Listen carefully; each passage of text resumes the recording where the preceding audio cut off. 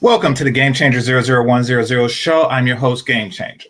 Okay, so I'm a little unprepared right now because I didn't watch the whole Rebecca Lynn Poe video. So basically what you'll be getting is my live reaction to it. I'm only watched like somewhere between 15 and 20 minutes of it. I plan to watch the whole thing like right before this, but something came up. A PG&E guy came and said he had to turn off the power for a little bit. But I was doing something else too, so I either had to do that or do this, so or listen to her. So I decided to do that. Anyway, all right, let's get started. But for those of you who don't know, I haven't seen any of the response videos or anything like that. As you probably know, I was actually here while she was doing her thing. I was here with Chantel. So it came out at the same time, so I was busy. Hopefully you were, but she seemed to have had a busy chat that day. So, but apparently with her, what happened was she's recanting. She's backpedaling on her original statement, which made her popular in this space, and that is that their standards are ridiculously high. And it's a reaction to Kevin Samuels saying pretty much the same thing. Your standards are ridiculously high, you know. So I don't know. I'm going to watch the video to get some type of understanding of what's going on. Now, I will say that, you know, her statement was a couple of years ago. Things change, people's circumstances change, et cetera, et cetera, et cetera. And sometimes people just outright lie and are hypocrites. We're going to listen, and we are going to determine what exactly happened. What is up with this chick real time. Like I say, I only watched like the first 15, 20 minutes. I'll tell y'all the point where, you know, I stop, where it's going to be new to me. So, all right, let's get it started.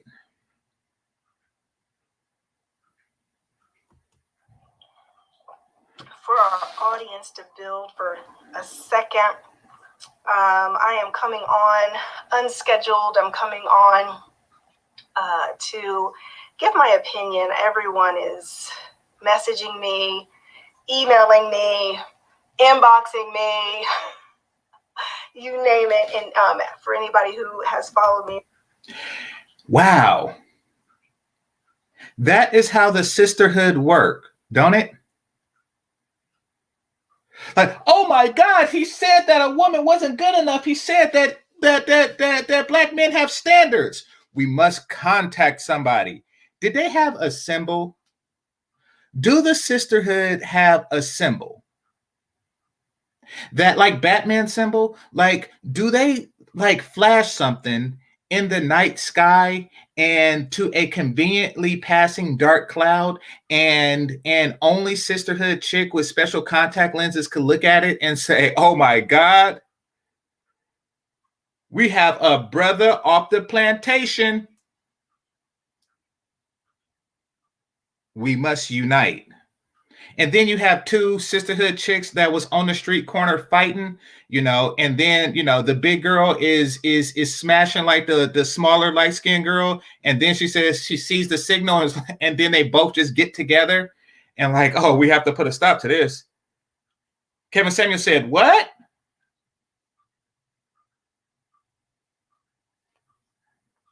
And that's what they're doing. They're using social media to like alert everybody.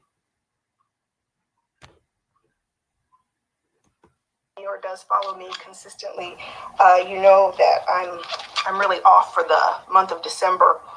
I'm not. I've been doing some work, of course, for next year and stuff like that, but I'm not really working or making videos for the month of December. Tried to take off the whole quarter, but that didn't work so well just because we're so busy. Hey everyone, hello as you're coming on. I know that many of you have probably. I got to hand it to her. Life is good. Life is good when you could take entire months off and still call yourself busy. You know, I wanted to take December off. I'm taking the month of December off. I wanted to take 3 consecutive months off, but I'm just so busy. Wow, life is good. Like right now, somebody is like working paycheck to paycheck and they are like mining coal or something like that, or whatever, like a real bad. They're washing dishes. They're washing dishes because I can't stand washing my own dishes. They're washing like scrubbing pots and pans in like a restaurant that serves stuff that stick to pots and pans. They're scrubbing it right now, and they can't take any time off because if they do, they won't make rent. So, and you know, they are actually working hard and they can't take December off. You know, because one day in December is Christmas and one day is New Year's Eve, and you say, you know, someone just take the month off so I can be rest and well prepared for Christmas and New Year's Eve. They don't have it like that, but she takes it off and says, but I'm so busy. And this is not shade at her. This is not shade at her. This is just me saying that life is good. You know, there's a real difference between haves and have-nots in this world. That's what I'm getting at. There are real differences between haves and have-nots. And this is a have problem. This is definitely a have problem. And have-nots will one day be haves, and you could sound like that too. Probably been waiting on this for me or needing this for me, and that's why I think God put it on my heart to come on this morning or today. I'm indifferent to religion. I really am. But I really hate religious stuff because somebody in my life, well, my girl's like that, but I can't stand when they think that everything just comes directly from God. Like every decision that they make or every instinct that they have, you know, comes from him. It's like, you know, I think that God brought us together. Like, can't you just say I'm handsome? Can you just call me handsome or something like that? Like, can you just say that? Why did you have to say that?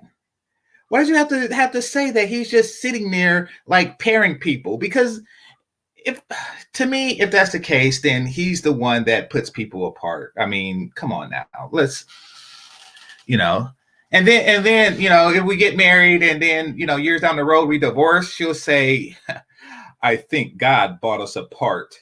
It's like, gosh, come on now. Because honestly, this is something that, you know, it's funny. I'm going to say this. I sit back and I watch a lot of stuff on social media, guys, and I take a lot in. I don't respond to everything. As you guys know, I don't even make a lot of videos the way I really could, or maybe even.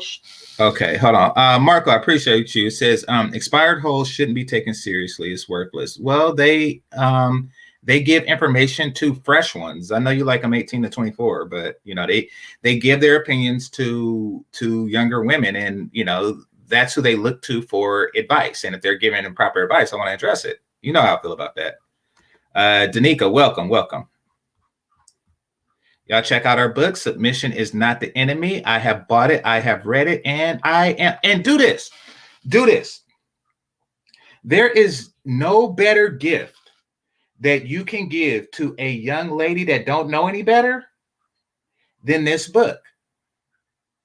These young, you know, oh, I'm strong, independent, et cetera, et cetera, et cetera. My strength, my independence, my strength, my independence, my strength. There is nothing better than to give them this book, because Chantel, she discovered, a different way of life at 27 years old.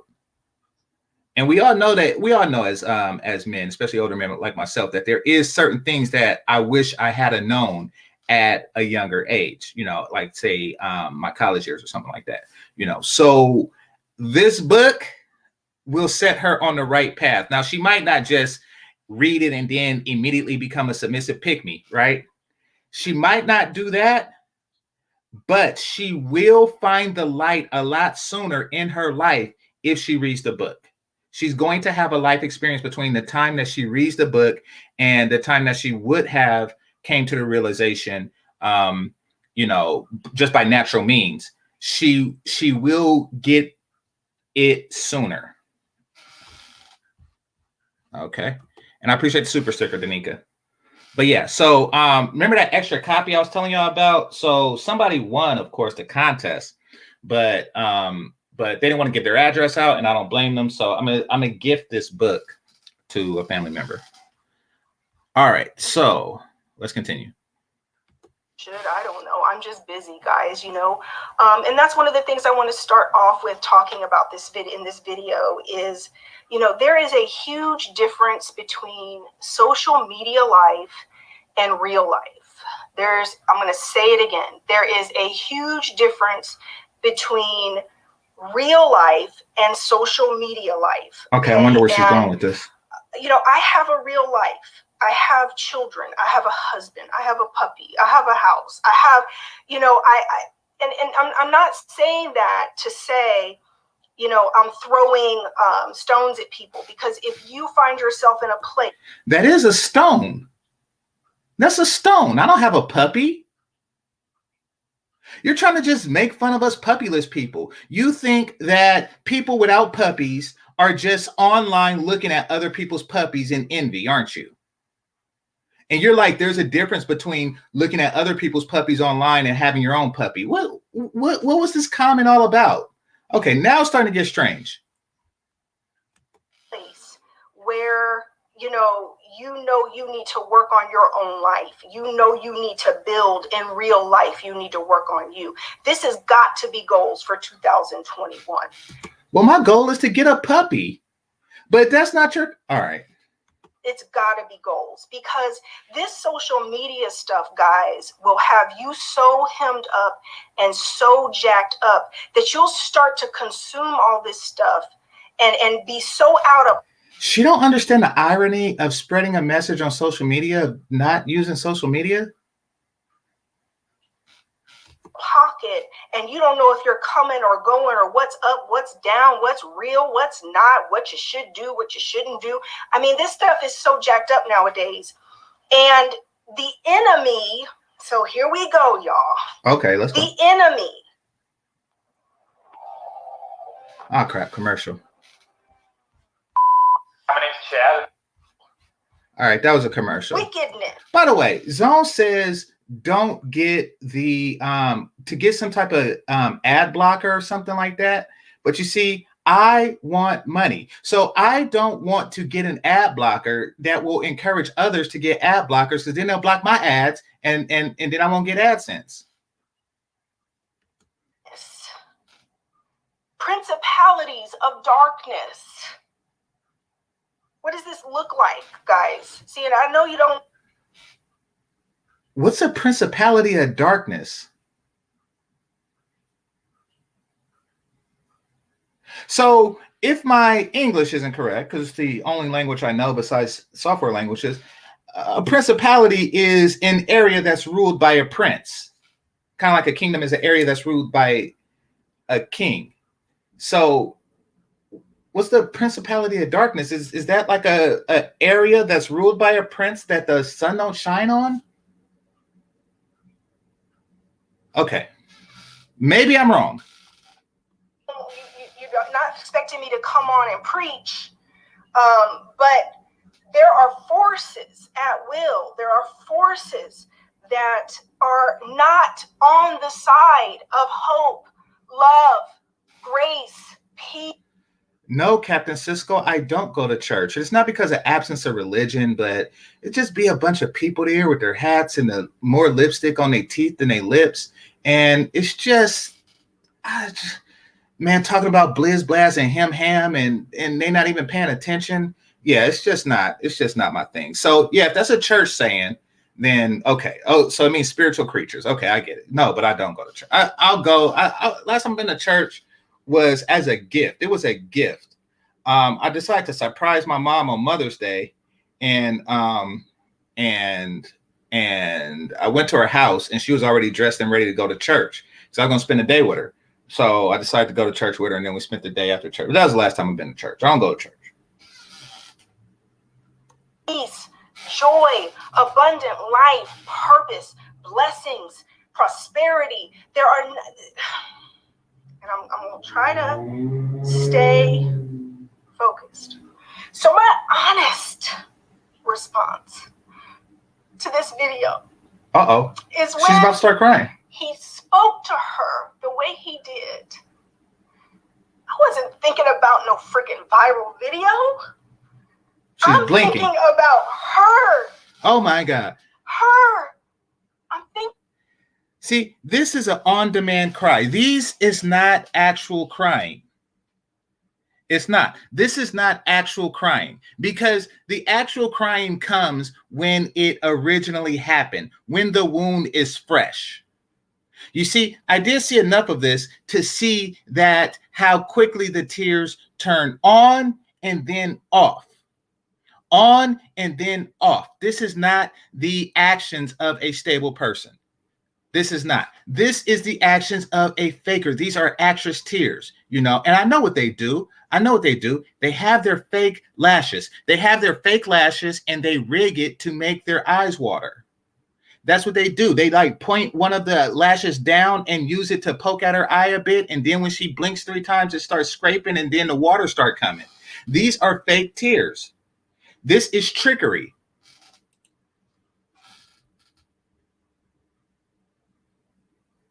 Thinking about this young girl. And she just happened to have her Kleenex ready. She just happens to have her Kleenex ready. Y'all see, and they're used to it. Y'all ever been to a Baptist church and seen somebody fake the Holy Ghost? They be Holy Ghost and the Running Man and the WAP and stuff. Y'all, that's how long it's been since I've been to church. Y'all seen the fake Holy Ghost.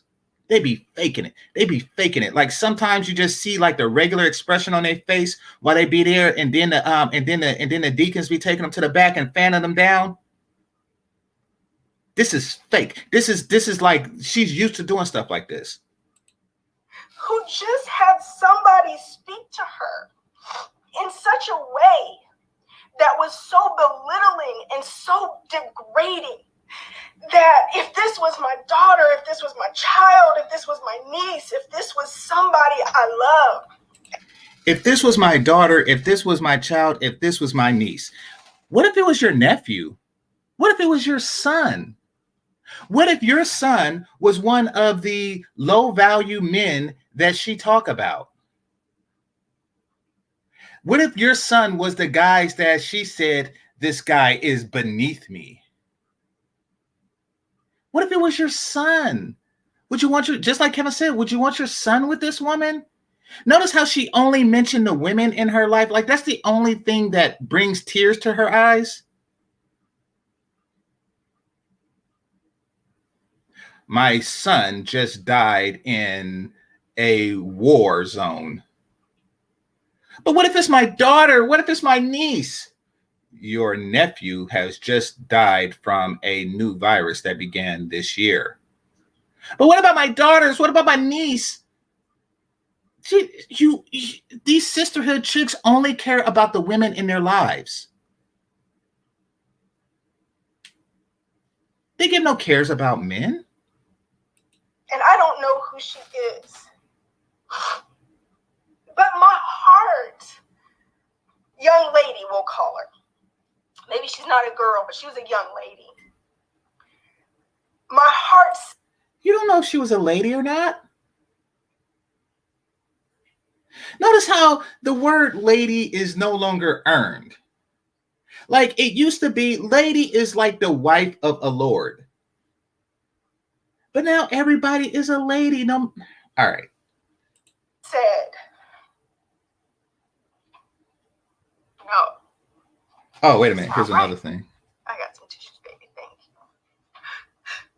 Oh, that's her husband. Her husband's just sitting there with tissues. Because you don't know where someone is at in life. And when you have a heart after God and you have a heart after seeing good for people and you want the best for people. Okay, here's what's going on. Here's what's going on. She's a church woman. I can't stand church. I can't stand church. She's a church woman. I don't have anything against God or anything like that. I just can't stand church. She's a church woman, and men, particularly black men, don't go to church anymore. So what's going on is the congregation is complaining about this. The congregation is getting into her head. And since the congregation is made mostly of women with the lipstick on the teeth and the hats and stuff like that, because it's made solely of that, she has to pander to them. I don't know if she's like a deaconess or something like that, but she's definitely like ranked in the church. So she has to do this for her church circle and stuff like that. And group of, people that be in the choir but can't sing. You don't say things like that. Oh, shout out to Marco. He says, if you are 25 plus whole, you are worse than you. Yeah, you like them young. My girl's 31. So, but, the heart wants what it wants, And don't get me wrong, I wish she was 24, but she's not. All right, but here we go. That to people. In this video, I want to draw a line in the sand. My name gets brought up so much when it comes to Kevin Samuels because I did a video 3 years ago that a lot of men who are hurting, a lot of men who are bitter, a lot of men who have been a lot of men. Now notice how she's an automatic lady. Why don't you call us Lord? Like a lot of lords are bitter. Like, isn't she bitter? Isn't she bitter because she don't qualify for my penis? See, this is her son. This is her nephew. Notice how she only cares about the women now. She only cares about the women. The men are bitter.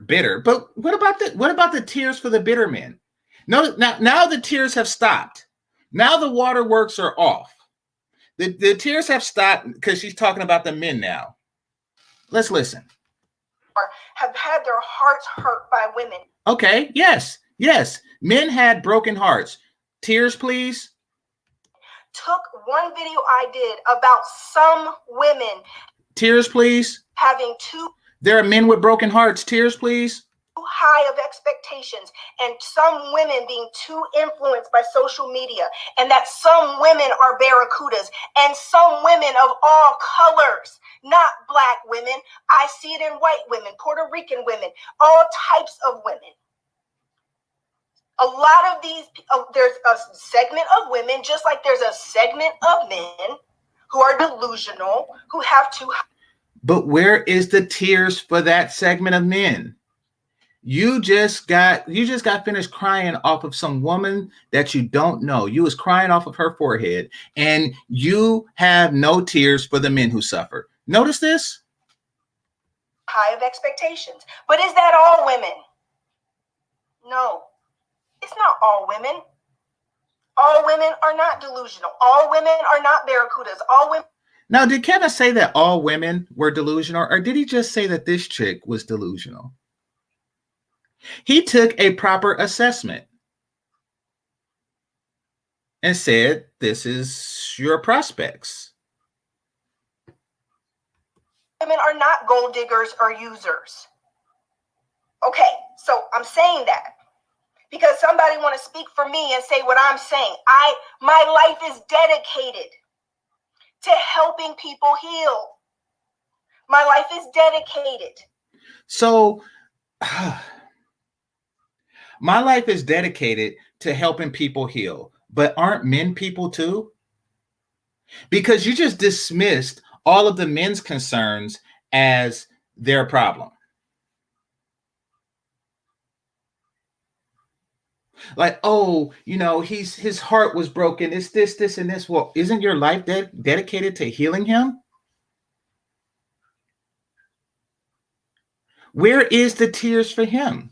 Why don't you heal his heart? And if he's an incel, why don't you heal his pen? No, I'm joking. I'm joking. Nah, she's married. Respect. All right. To making a difference in people's life. What is my mission? My mission is abundant life. My mission is for everybody to do well. But why didn't you mention your sons? You just said my nieces, my daughters, gosh. My mission is for everyone to do well. Okay? Everyone. My honest response. That's right. I'm a healer. That's right, music girl. I'm a healer. I am a healer. At the end of the day, I am a healer. Do I bring correction? Do I come and say the things that need to be said for correction for men, for women, for everybody? Yes. All day long. All day long, I bring correction. But I do it from a place of love. I'm not doing it from a place of hurt. I'm not doing it from a place of bitterness. I'm not. There she go with the shaming language. Men, you're hurt. Men, you're bitter. It's like, yes, but you're a healer. You're a healer. You know who are really healers? Doctors. You know what they don't say? Oh, you hurt. You don't go to the emergency room and then some doctor just stands there and says, oh, you hurt. You bitter. You shouldn't be cursing from your place of hurt. Those words are heal me. Heal me. Why are you dismissing the Y chromosome people who needs healing when they get that feeling? How come you are just dismissing them that you claim that they need healing, but you're a healer? You're a healer, and there's a group of people that's hurt. What effort have you made in your entire career of healing men? Have you ever taken a splinter out of your husband's finger? You, miss, are not a healer. You are a panderer. Doing it from a place of toxic. Okay? I'm not toxic. Why can I say that? Because I've done the work to heal my life. I'm not toxic. So basically, this is implying that KS is toxic. That's basically what she's getting at. I'm not toxic like somebody. I've done the work to heal my life. If I understand her situation correctly, she's one of these chicks. And this is I only know her from the last video and this one. But I'm willing to bet that she was one of these chicks that did the ratchet thing. And then like on the 23rd hour or on the 11th hour, however that saying goes, on the last hour, she just decided to go to church and find some penis. Like at the last portion, she went to church and said, okay, you know something? I'm going to rebrand myself into a church woman. And now when she twerks, it's because she has the Holy Ghost. So, but I got a feeling that she did that. The work to have healthy relationships. I've done the work to be able to be married and be happy and healthy. I had to work through so much junk to work on myself, to be able to be at such a great place in life. What do I turn around and do? I teach people how to do the same. I teach people how to heal. I teach people how to move past it. So my honest response is this. is that, first of all, that's not coaching. It's an opinion. It's sensationalism. It's Kevin is. I hate it when people say stuff is an opinion. Okay, listen to me and listen to me good, especially church people. First of all, everything I say without numbers in it is an opinion. Don't dismiss it. Megan Good is fine. That's your opinion. I know it's an opinion. Doesn't mean it shouldn't be said. Everything I say without numbers in it is an opinion. I like Game of Thrones. That's your opinion. I know. Like, dang, what's going on? Sex is good. That's your opinion. I know, but it's a pretty understood opinion. Everything you say without numbers in it is an opinion. But Kevin Samuels actually had numbers, one of them being 6 figures, the other one being 5, meaning average. So there's actual numbers tied to it. The other one being, only like 10% of people make that, and you're not in the top 10th percentile of beauty, according to you. These are numbers, which makes what he was saying more fact than opinion, but I'm not even going to get into that. Stop disqualifying something because it's an opinion. Everything you say is an opinion.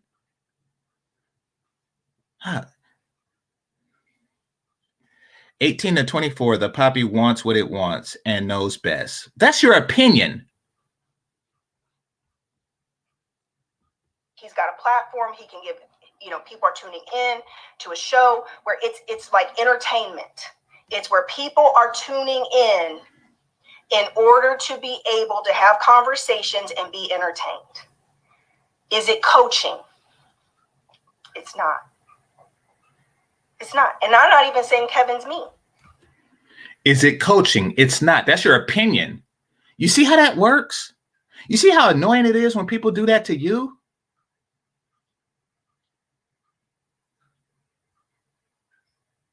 Y'all know how I feel about Zodiac chicks. She's worse than a Zodiac chick. I'm saying that Kevin has got a platform, and he is on his platform producing a show. But is that life coaching? Is that therapy? Okay? No. Because at no point was there.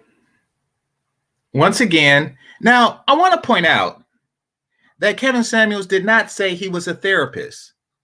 And he told her to go get therapy, which means that the thing that he is giving her is not therapy. Therapy is the thing that he told her to go get,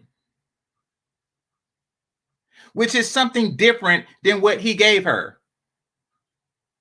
He is an image consultant.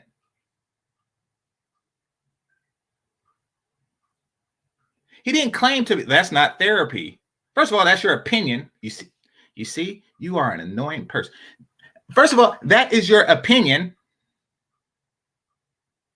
Secondly, he didn't say it was therapy. Third, it was free.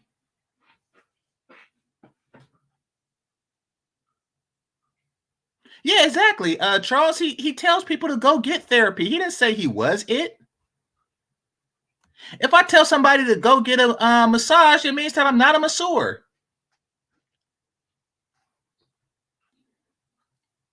If I tell somebody to go to the doctor, it means I'm not a doctor. The heart got nothing to do with it. Don't get women are hotter at that. See, you got a deep seated fetish. Like women are hotter at that age. Don't get me wrong, but sometimes you compromise. Now, I'm not gonna compromise like an average chick and a 13-year-old son or nothing like that. But I'm just saying sometimes happens. All right. Their advice on how to turn your life around, how to be able to be in a happy and healthy relationship. At no point was there anything to build anyone up. There was no advice, no hope. And what I've consistently seen is that it's just a bunch of bashing and it's trauma bonding. Trauma bonding. What is...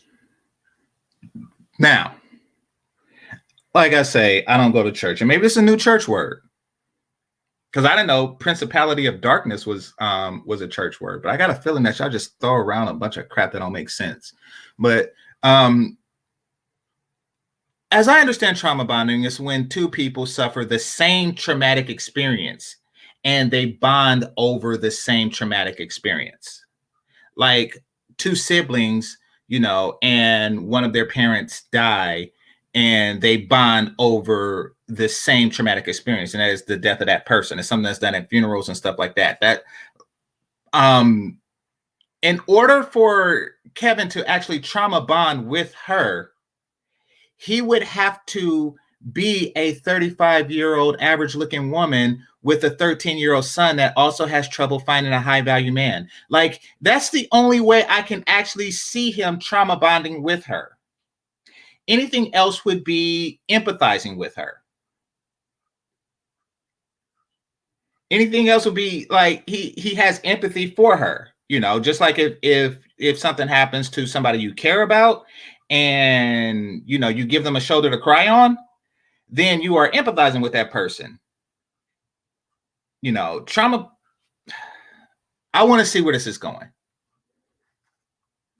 Trauma bonding. Trauma bonding is where people find compatibility and find something in common with someone over toxic ties, over common experiences, pain, and trauma. Yeah. And guess what? Across social media, guys, we are seeing this play out consistently. I literally watch it, the way social media algorithms work. Social media algorithms play to wherever you're at in life. And so if you go looking for something to validate you and how you feel and where you're at, right, you're going to find it on social media. That's going to make you... Okay. I want y'all to see what's happening here. On one hand, it's a bad thing to seek out things that build you up, emotionally build you up. It's a bad thing because you're trauma bonding. And on the other hand, she was online seeking something to build her up and she didn't get it, and it's a bad thing. Because the thing that she sought after didn't build her up, it's a bad thing. But you're saying that people who seek to build their emotions up online is bad. Yeah, see? Feel validated for how you feel and where you're at. That's what it's going to do. It's going to make you feel good. Now, am I saying that there aren't women who have unrealistic expectations? No, you guys know I've done videos. Well, does she? Answer the question. Does she have unrealistic expectations? Once again, does she have unrealistic expectations? Does she? You're not going to answer that, are you? You're not going to answer that question. Does she have unrealistic expectation is the question. Because if you say yes, then you are given the exact same advice that Kevin Samuels gave.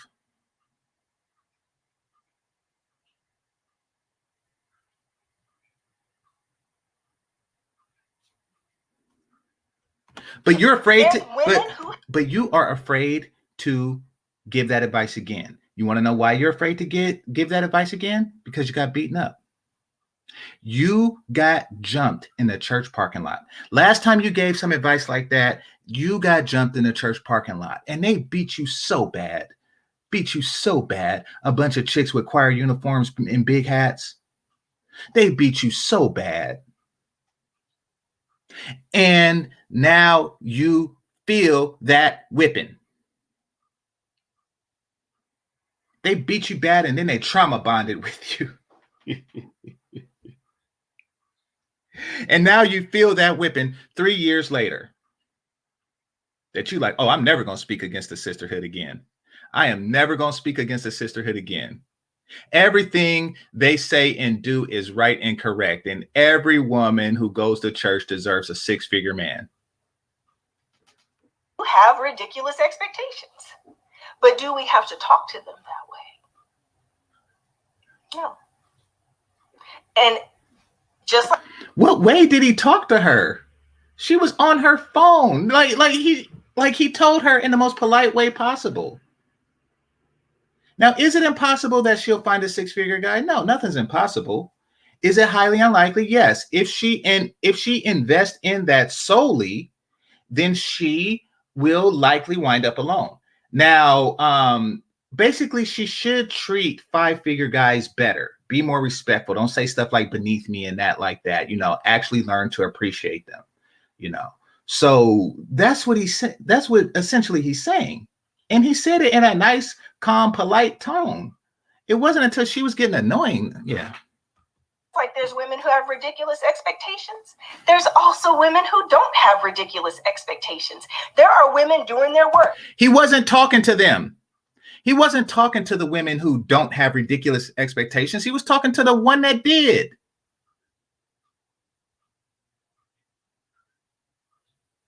What kind of crap is that? Like, this is the logic. This is the logic. She is somebody's mother. Can you imagine being her kid's teacher, like trying to explain stuff to her, and she just comes with this ridiculous crap? Like, yes, ma'am, your son is failing algebra. Well, just like there's kids that's failing algebra, there are kids who are not failing algebra.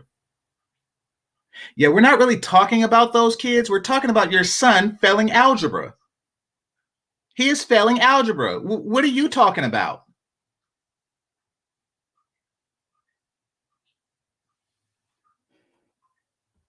There are women building a great life for themselves. There's women doing their healing work. There's women who are working on He's not talking about them. Their life, who are phenomenal women, well-balanced women, who are literally ready for healthy relationships and out here looking for. He wasn't talking to them. A great guy, right? A great guy to be in a relationship with. So it's not either or. It's not either or. It's all of the above. There's everything out here. So when you go in and you do a video, here's what's happening with social media. With social media, it's like it's overgeneralizing everything. Everything. Isn't that what you just did? You took an individual circumstance and put it on a collective. And he didn't generalize it because it wasn't in general. He was talking to her. He was talking to one person. How does that overgeneralize? He said you. But you see, you get confused because you're a blonde. You get confused. Oh, but here's her. For those of you who don't know what she looks like. There we go. She got confused because she's a blonde. Listen, if you're talking to an individual, it's not overgeneralizing. He said, you, dog groomer, are this. Now, what happens is sometimes Kevin points at the camera. And if you are looking at the screen while he points at the camera, it looks like he's pointing at you. So you're like, oh, he's generalizing. He's pointing to everybody who's looking at the camera right now. But no, he actually meant to point at the girl. So yeah, I can understand that it can get confusing, like algebra, but that is what happened. Blondes, I swear. All right.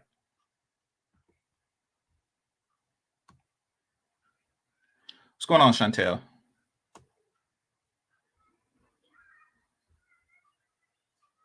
Yeah, exactly, Danica. Not everybody's a dog groomer. Like, he wasn't generalizing. He was talking directly about her.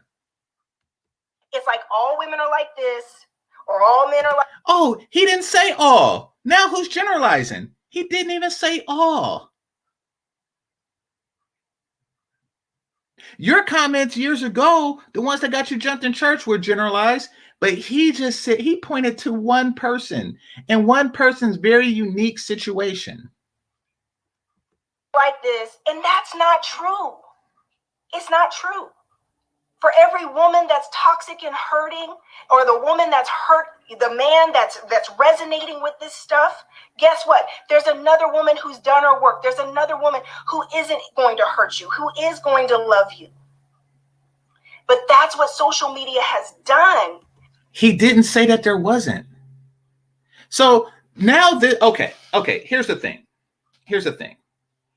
I don't know how many rings she got on her tree, but she's obviously older than myself, and I grew up without social media. By that I mean that that the internet didn't start really until maybe like my junior senior year, and that's when it was like in its infancy. So she probably isn't. Her business, her lifestyle is probably made outside of social media, meaning that, you know, if she's a relationship coach or whatnot, she coaches people locally. She's just one of those people. She's Blockbuster. She's Blockbuster. See, Blockbuster don't like Netflix the same way that Walmart don't like Amazon. Like, you know, new technology is really cruel to people who are used to doing things the old way. So yeah, she don't like social. So yeah, she's projecting her hatred of social media onto Kevin. I'm starting to realize that.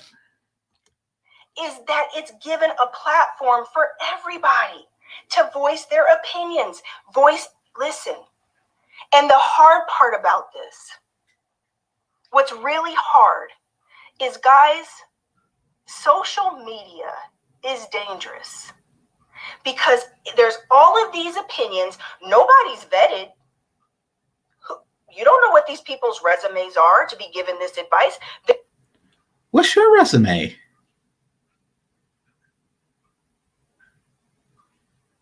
What's your resume? I'm curious. I mean, I don't know. She probably have, like, you know, a Harvard master's of, you know, helping fat chicks find six-figure guys. Who knows? But I mean, what's your resume?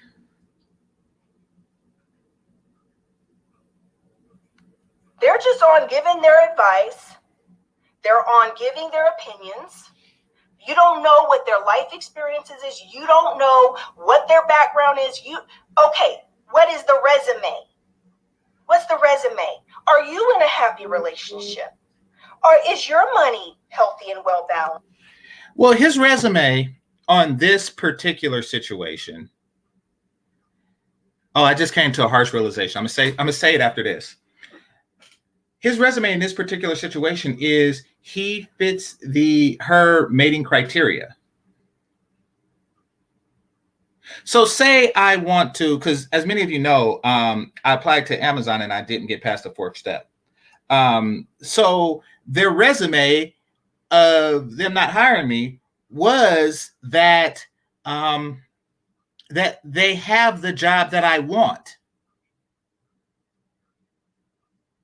That's their resume. They have the job that I want. He is the guy that she wants.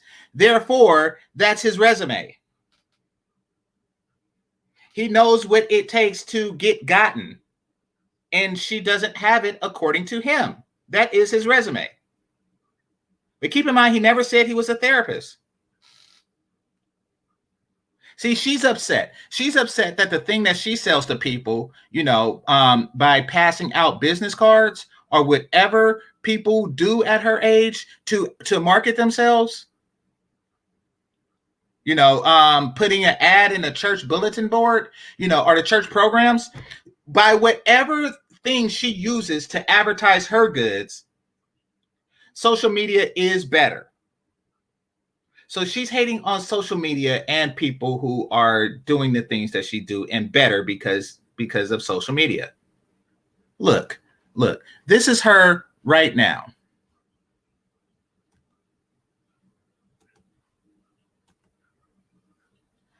This is you. But you see, where's your suit? Huh? Where's your suit? Where's your candles? Where's your swinging thing that keeps going from Sharper Image that Kevin has? I'm gonna give me one. It's kind of cool. That and it just keeps swinging. That gadget that don't entirely obey the laws of thermodynamic. And sometimes I watch that and I don't even watch Kevin. Sometimes I just like put it on silent and I watch that thing swing. Like, where is that?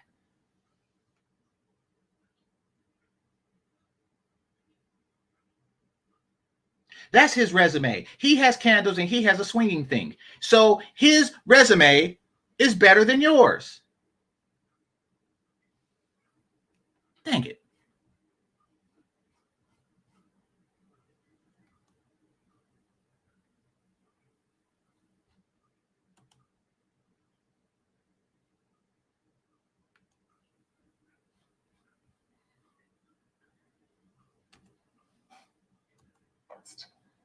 Are you? I mean, I'm just being honest, guys. The majority of people on social media spouting off all types of opinions do not have a good life in real life. In real life.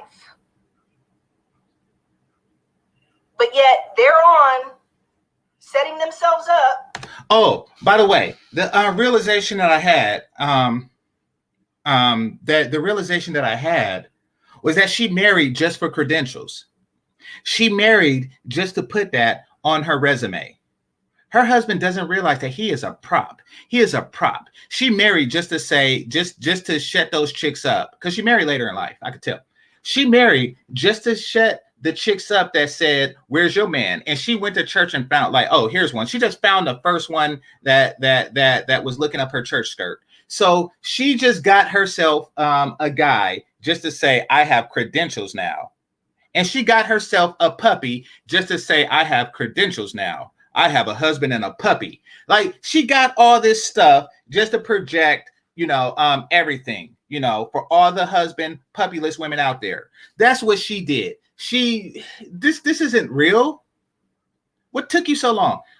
All right. Her husband is a prop. Her husband is a prop. What do you call it? He's a beard. To be the expert, the influencer that's influencing you to make choices in your life, and they don't even know what the hell they're doing. I'm just speaking in general. In general. And you know what the hell you're doing because you have a dog. Or my mistake, you have a puppy. I can't stand her. And you want to know why I can't stand her? Because she's always going to have a puppy. Every time a puppy becomes a dog, she gets rid of it and she gets a puppy again. She don't want the hardship of a full-grown dog. Nope, she just wants a puppy. I know people like her. They never have a dog, but they always have a puppy. And you got this young woman calling into a show. And if you've watched any of the shows, you know he gonna be on there calling women bitches. He gonna be calling women hoes. This man says French toast. And he goes out of his way to say broads and stuff like that. Now, I'm not, I'm not gonna lie. I don't, I watch snippets, but I don't watch the whole thing. But he's always been on some French toast stuff. Who says French toast and bitches? Unless they saying these bitches better have my French toast. Like, who says that? No, you're making up stuff. He gonna be calling women broads. Right there off the bat, you know any man who's calling women hoes, broads, and bitches has no respect for women. For women, period. Period. But he's not saying, so now she's just lying. Now she's just lying to take down this social media guy. Like, he's using social media to do the thing that I do. And what I do is I hand out business cards at funerals. I put my business card in the bouquet, so when the bride throws the bouquet and the bridesmaid catch it, she'll have my business card. Man. I don't know Kevin personally. I know he mentions my name. Everybody around tag me talking about, Rebecca says the same thing. Rebecca says, no, I talk from a place of correction. Correction. To say, listen, I know there are women like this, but I also give the other side of things. The other side of things. And at this point, like I'm saying, guys, it's not, would I ever tell somebody you're going to die alone? Nope. Would I ever tell somebody? So he didn't just outright say it, which would be extremely wrong. You know, he didn't just outright say it.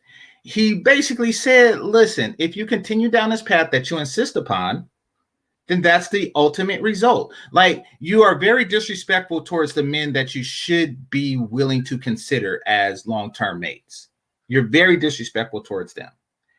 And you really don't know what to do with guys who you want to, because you've never been with a guy like that. You know, you can only submit to guys who make six figures.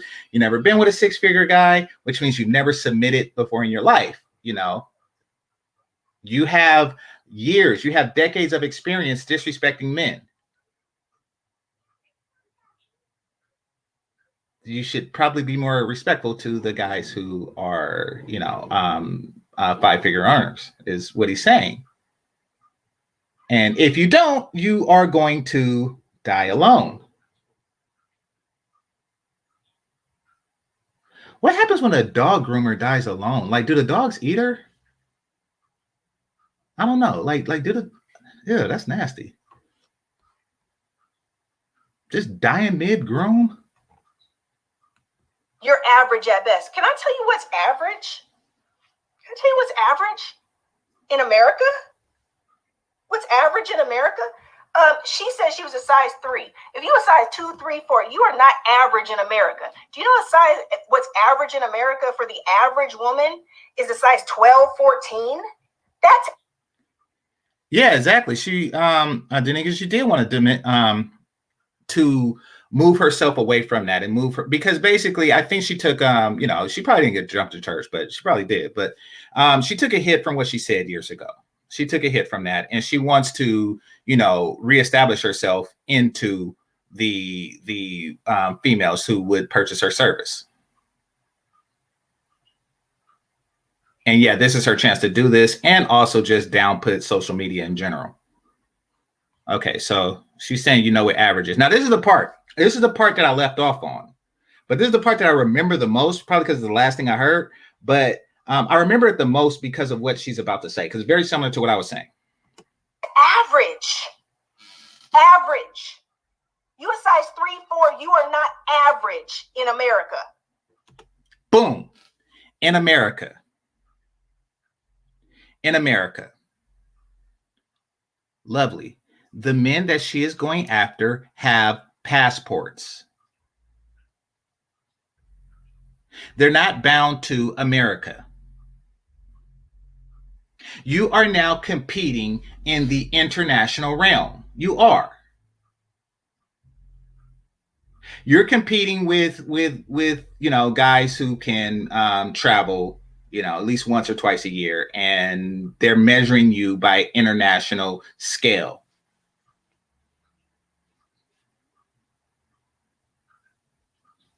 But she wants, and this is what I was saying about the other girl, they're grading on a curve, on a local curve.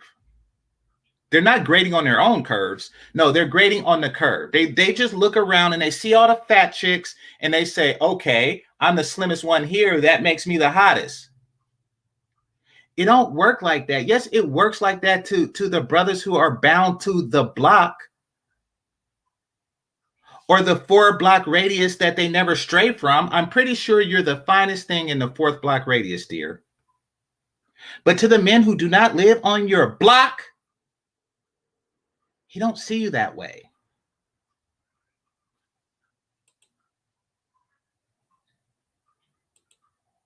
But social media has gotten things so twisted.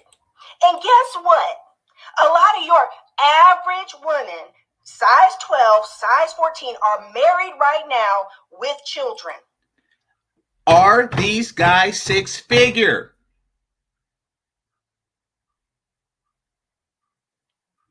Are these guys six-figure? Because if they're not, then they took Kevin's advice. And if they are six-figure, did he get with them when she was a young PYT? And then she had a couple babies and now she's bigger. Is that the case? Or did a six-figure guy just say, you know something? I want a woman that way what I pay. Like, nah. He didn't say that big women or average looking women couldn't marry. He just said that six figures.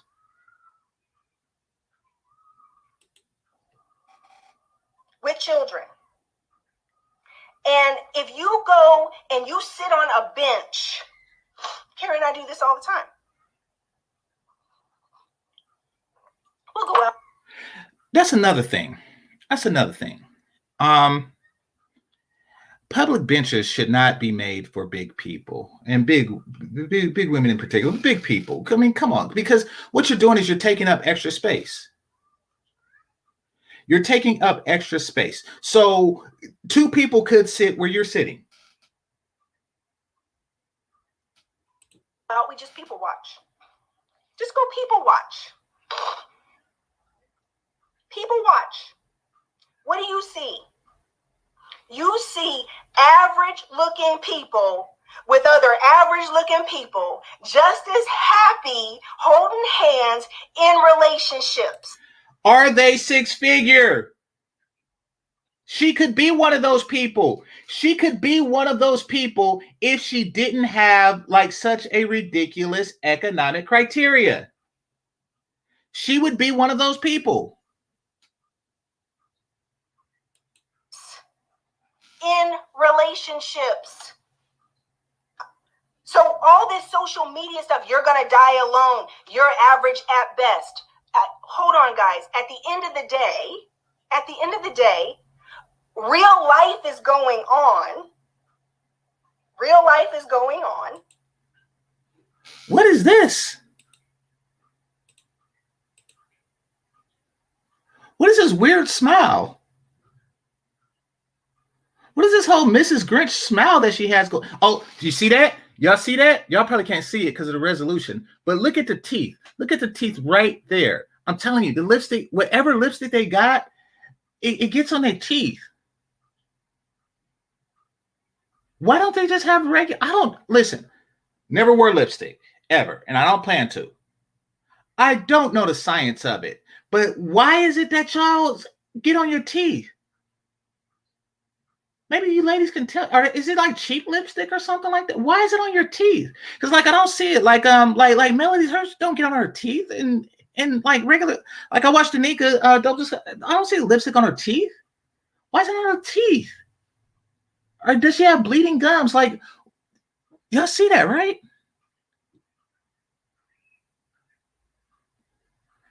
Like does she bite her lips? What's going on?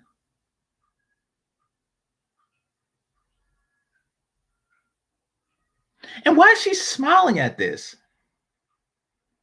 Why is she smiling at the concept of like, fat love? Like, ooh, fat love. And she's just grinning. Like, yes.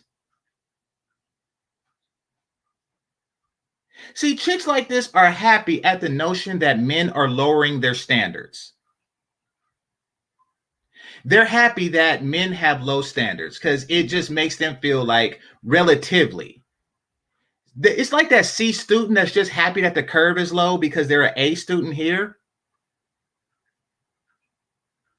Okay. So maybe I just don't notice it. Maybe I just don't notice it. So, you know what this means? You know what this means? Because I seen you in that garbage bag, Danica. You know what this means? It means that I'm looking at your teeth.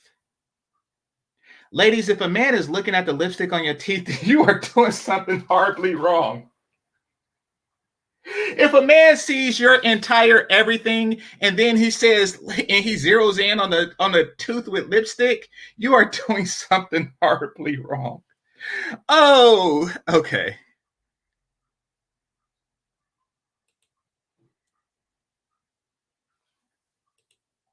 While everybody is out here putting up opinions about what you need to be in order to be. There she go with the opinions. In a healthy relationship, right? But in the meantime, real life is going on. Real life. Carrie and I talked about it in one of our last videos with Life with the Popes. Is Carrie, is that her husband? We were in the mall, and literally we were going to get a smoothie, and we were leaving, and we see a couple walking down the middle of the mall, and she obviously. By the way, this is the part I haven't seen yet. It was like, I mean, she was like probably 300 and something pounds. Oh my gosh. Oh my gosh. See, this is how low we have sunk. First of all, look at her face.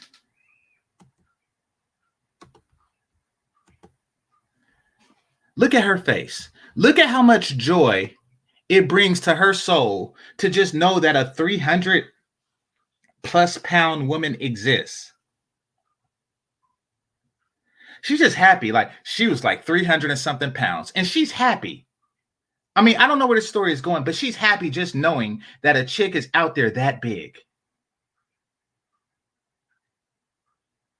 Like, the only way a woman should be that big is if she's like a Siamese twin and they're still stuck together. Like, that's the only way that a woman should be that big.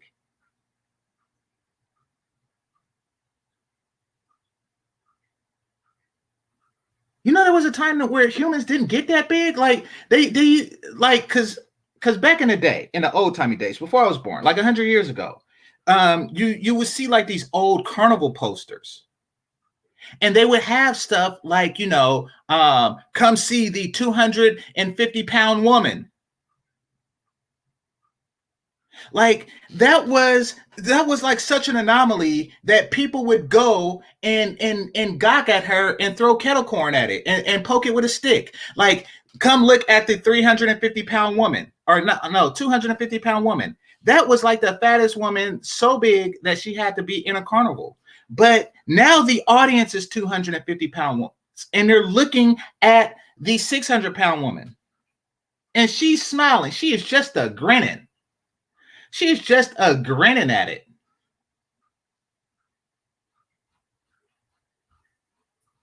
Diabetes, grin. Poor health, grin. What's wrong with this? She's just awful. And you know that they mess up your pews. They be in the pews, and it's kind of like whatchamacallit, like it supports them, and then it wears on it. Eventually it's gonna break.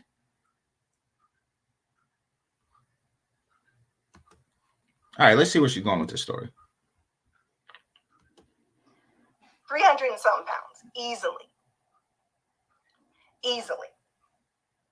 And she was holding hands with her man, and she had on a crop top with her. How do you hold hands with somebody that big? Just like you don't hold hands with somebody with a catcher's mitt. It just seems like her hand would just engulf his. She got natural mittens. She don't have hands. She got oven mitts. Oh, crap. Okay, let me stop. All right. Her big stomach hanging out. And she's still smiling. She is still smiling. She said big stomach hanging out, and why is she getting off on this? Why is she just getting off on the notion of a 300+ pound woman? with a crop top and her stomach hanging out. Jeez. Ah. Ah. So y'all remember before I said that women like this are happy to see the diminished standards of black men. Now, what she don't realize is that if black men have diminished standards, then the women don't need dating coaches because black men will date anything. Every time you see a 300 plus pound person with a man, then she don't need a dating coach. She don't need to improve herself in order to attract a proper mate, apparently, according to you, and you're just a grinning.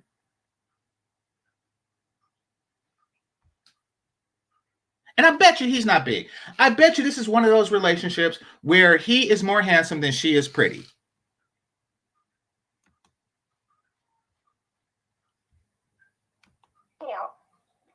And literally, he's an average looking guy, normal size guy. I told you, an average looking guy. I told you. And he's normal size. I told you. They are happy. They are happy when the men diminish their standards.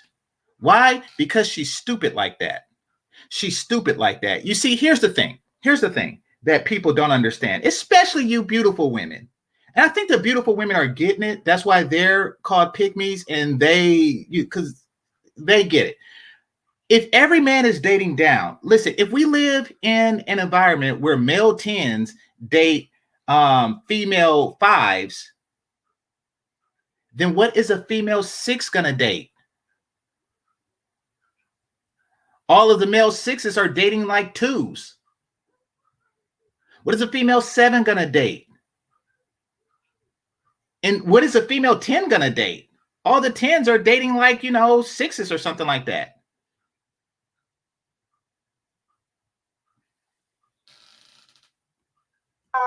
And he's literally walking down the middle of the mall holding hands with her. I'm not. What's that expression? She said, so hold on. I want y'all to see this expression because the pleasure that they get from such a thing. An average looking guy, normal size guy, and he's literally walking down the middle of the mall holding hands with her.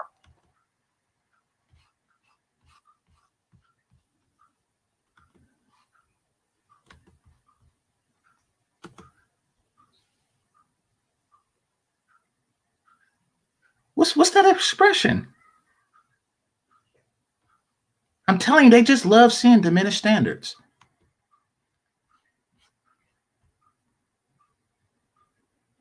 See, here's the thing. And here's why Kevin Samuels is better at this than she is. Because deep down, chicks like this, they don't want women to improve.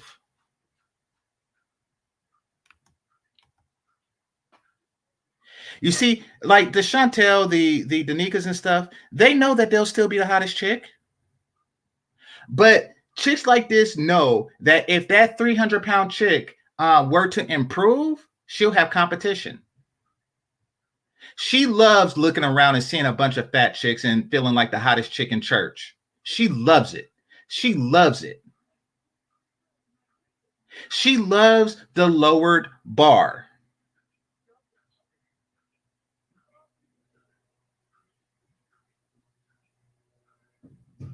Exactly, Chantel. She wants. They get off on chicks staying mediocre because so they can be superior.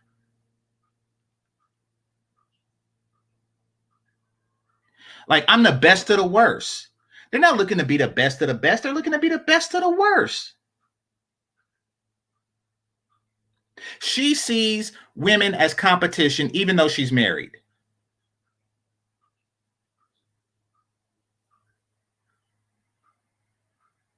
Even though she's married, she sees women as competition.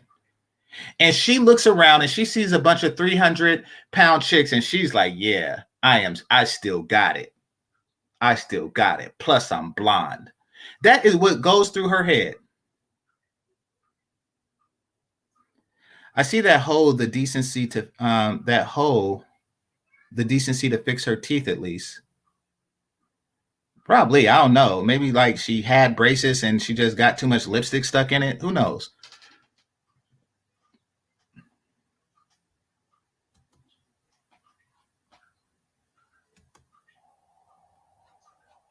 I'm not saying that's healthy.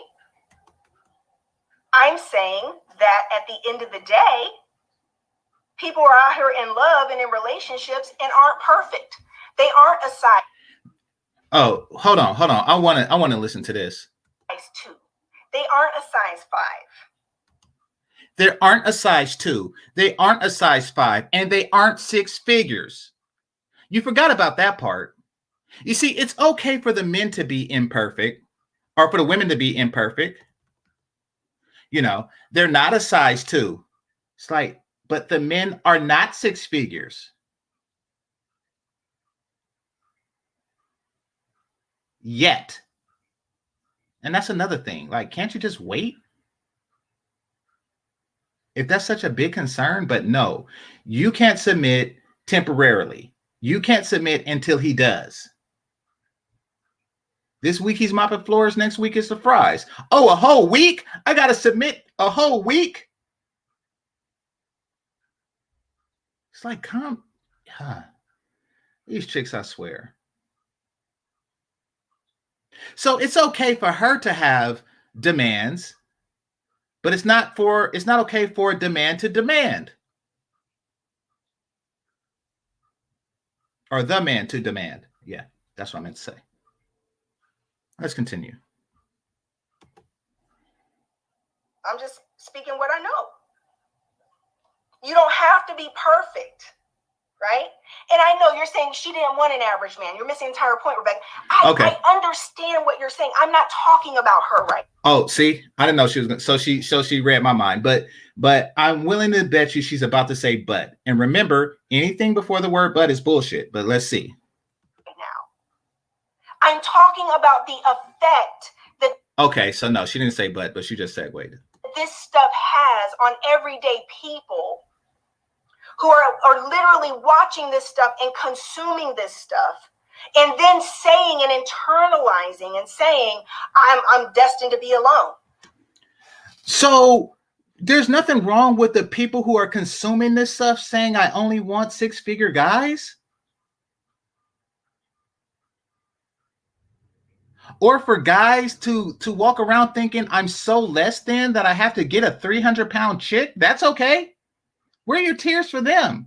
I cry for any man with a 300-pound chick, and he's regular size.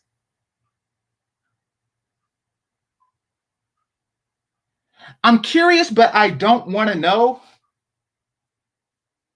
because I've never seen it. I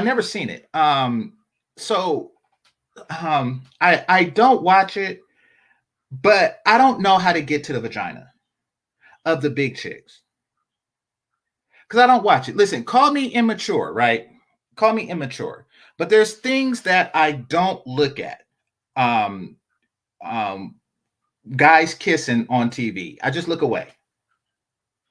And so there's a place in San Francisco called the Power Exchange, where you can go and you have to bring a date, but you can go and you can watch people have sex, and they can watch you have sex. And if you're into that type of thing, that's a good place to go for that.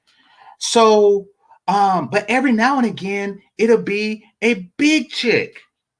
And I turn away. I don't want to see that. I turn away. I don't want to smell it. I turn away, but I'm still curious. Those who like them big, tell me, how do you get to it? Because their thighs are together. Like, no, they can't open it because there's so much bigness in the thighs that the thighs are together. So like, how do you get to it? Just curious, type it. Don't be explicit. Just type it because like, yeah, I'm kind of curious, but I don't want to see it. There's no way I'm ever going to be able to be in a relationship. I don't even think that y'all in there. I think that y'all are humping thighs. I think that y'all are humping thigh fat and you're not actually having sex. That's what I think. But y'all don't know the difference because it's a fold. I'm 40 plus, right? 40 plus. I definitely never tried Match because I kind of associated it with having to pay a fee. So now I can message my top picks. And so is there any hope for me? Is there any hope for me?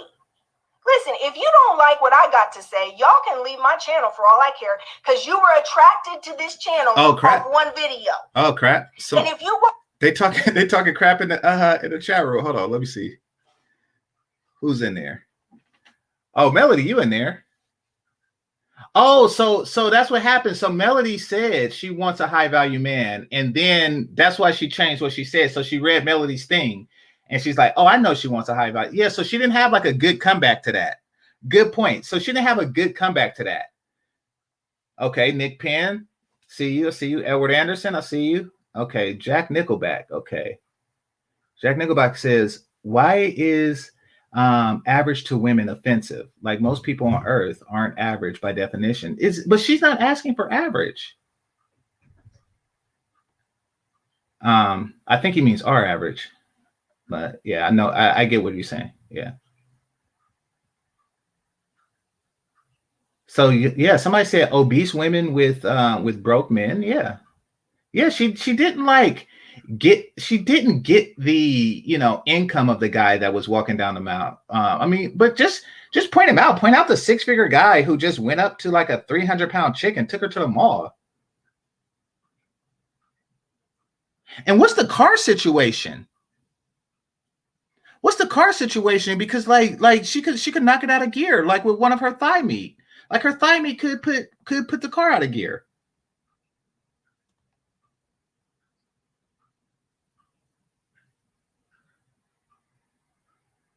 Okay, let's play some more. Watched one video of me and then you became a follower because you thought I was bashing women on my channel from one video, then you can go ahead and leave because you don't know me. You don't know me. You don't know my mission. You don't know what I'm about. You don't know. Nelly, now listen, sweetheart, I can say whatever I want on my own channel. It's my channel. And I'm not triggered. I'm simply speaking. Okay, so she's crashing and burning right now. I'm looking at the thing and she's like losing support and losing. Yeah, she made okay, so she made a complete fool of herself. Like, yeah.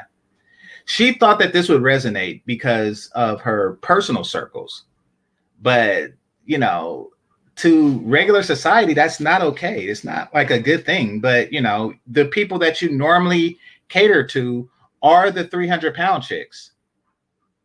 Basically, you have a client that's 299 pounds looking for a man, and you say, I seen a couple where she was 300 pounds and she had a regular size man. That's what you're doing.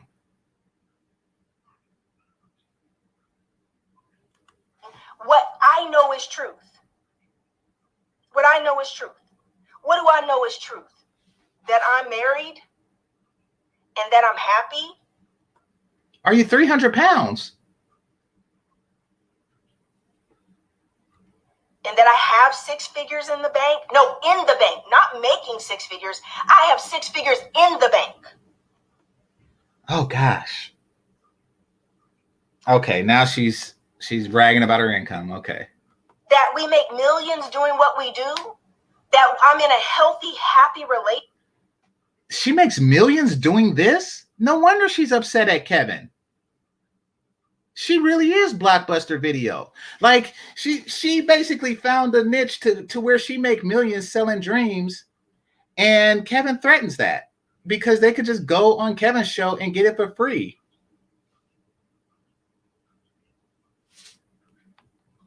Relationship that because this is what I'm trying to say.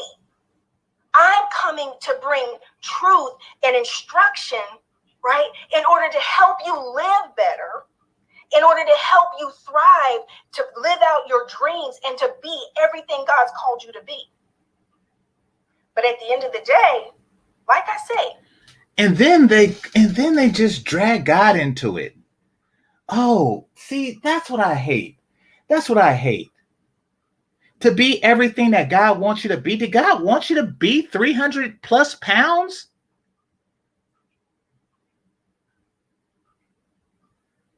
Did he want that for you?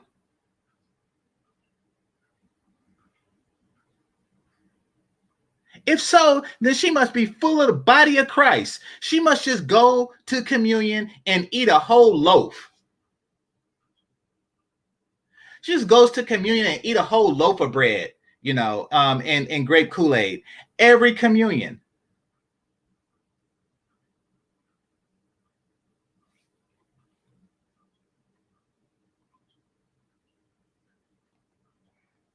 There's a lot of mess out here. A lot of mess out here. And what I learned from that one video I did 3 years ago, is that there is a lot of hurting men. I'm going to speak to the ladies for a minute. There's a lot of hurting men. Now, like I said, I haven't seen this part yet. She said that there's a lot of hurting men. So basically, what she's probably going to get at is she's not going to care about their hurt, even though she's a healer, but she's going to use the hurt as a way to devalue the fact that they have standards. There's a lot of hurting men because they're trying to sleep with 300-pound women. I bet that stuff hurts. I bet you it hurts. I bet you got all kind of like knots and need chiropractors and stuff like that. That seems like it's awful.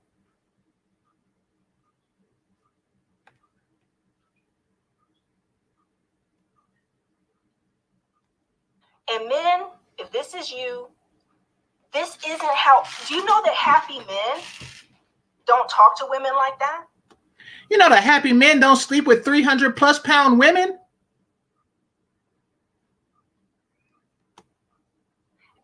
Healthy, well-balanced, strong, happy men. Is she well balanced if she's 300 pounds? Like, what if one side is 160 pounds and the other side is 140? Like, did she just walk around in circles? Dang, it's all kind of stuff wrong.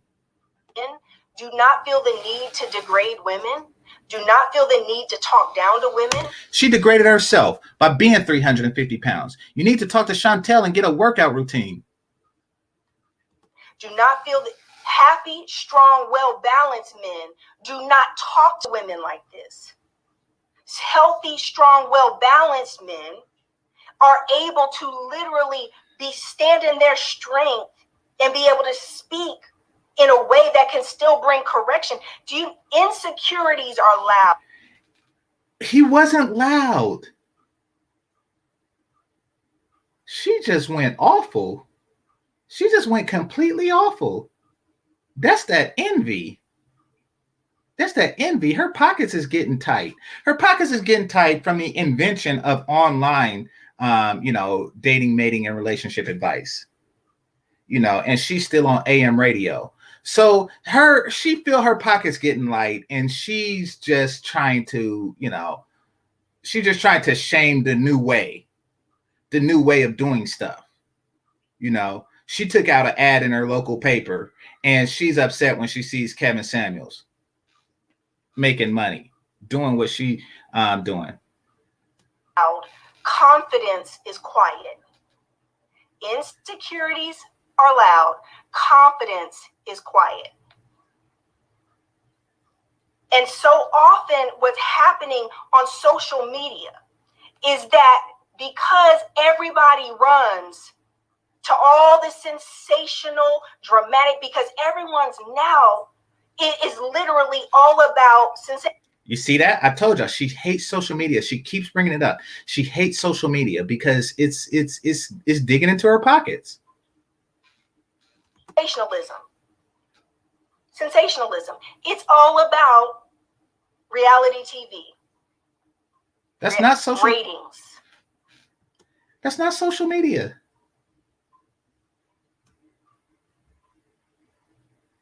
That's just old talk. You whippersnappers in your MTV. Like, don't get me wrong, I'm not a fan of reality TV because it's ratchet. Reality TV is the type of place you see 300-pound women with regular guys. Ratings. It's all about getting people so you can do something that goes viral.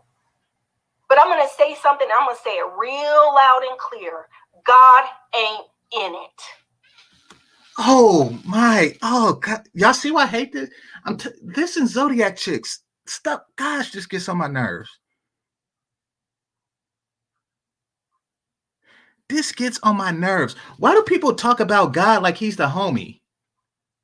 Why do people talk about God like he's the homie?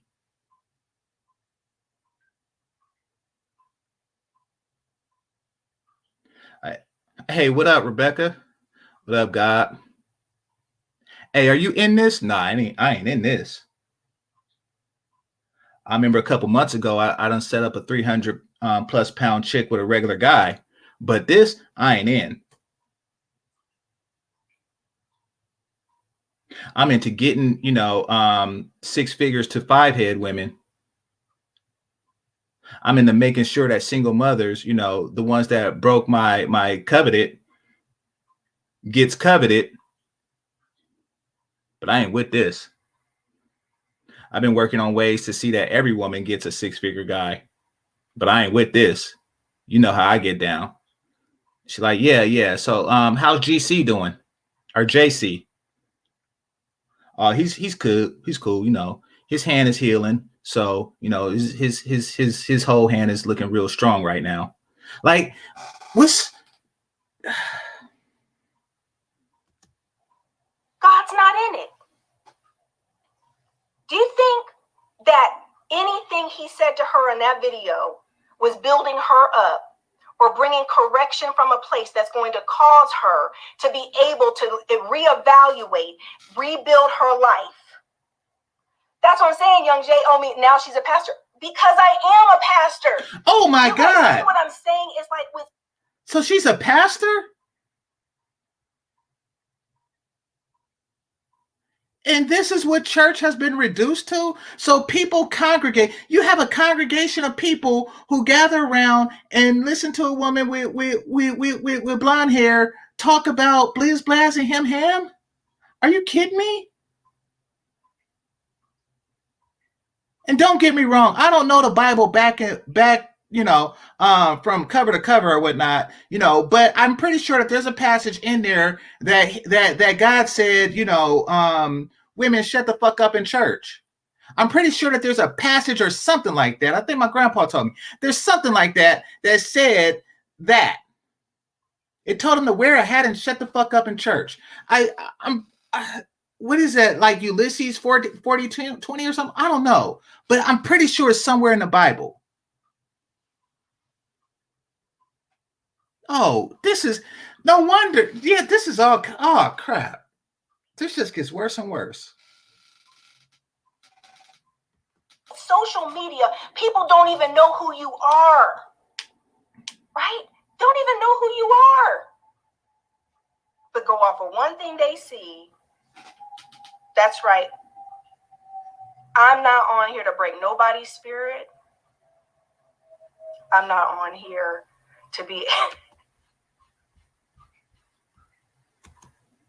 Okay, so Paul said it. I knew somebody was going to know it. So Paul said it. I knew I wasn't making that crap up.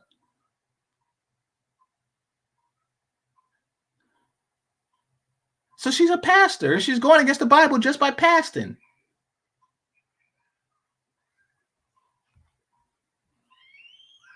Oh, wait. Somebody got an actual passage.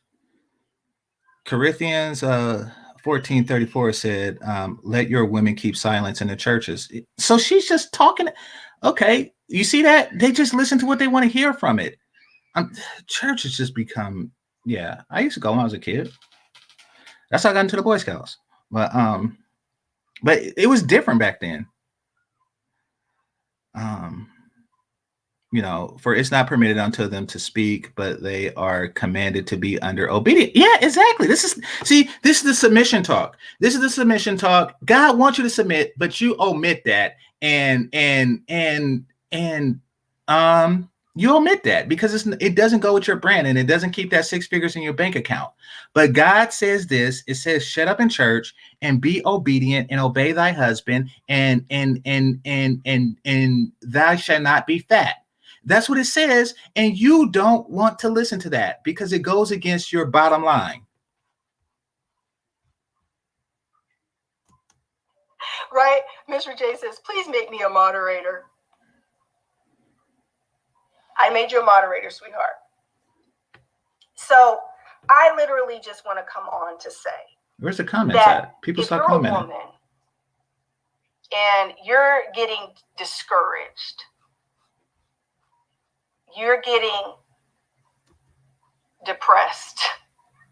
Because like I said, when I looked at everything that I was seeing from this video, I literally was like, yeah, I could see how young women could watch this and get so discouraged.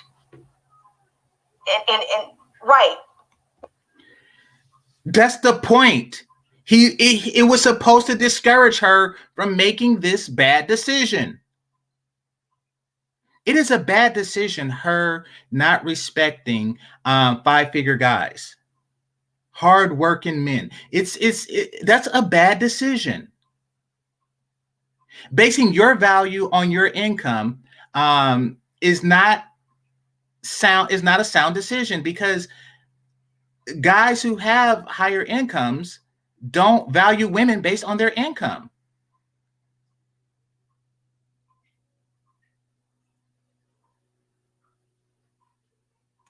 Why are the red pill and MGTOW on here?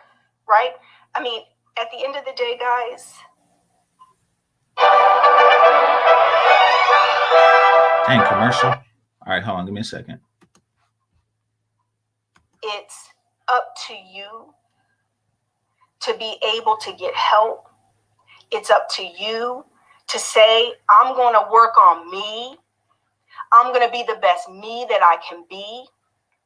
That I'm going to get therapy to work over whatever my issues were. That I'm going to get coaching to work through whatever I need to get better at. Right? And let me tell you something. Part of healing is about being, you know, the reason a lot of people have unrealistic expectations? Because they listen to women like you and they see the woman with 350-pound guys with 350 pounds of woman meat next to a regular guy. But they have unrealistic expectations because they listen to you and they say, you know, God is going to give them what they want but don't deserve.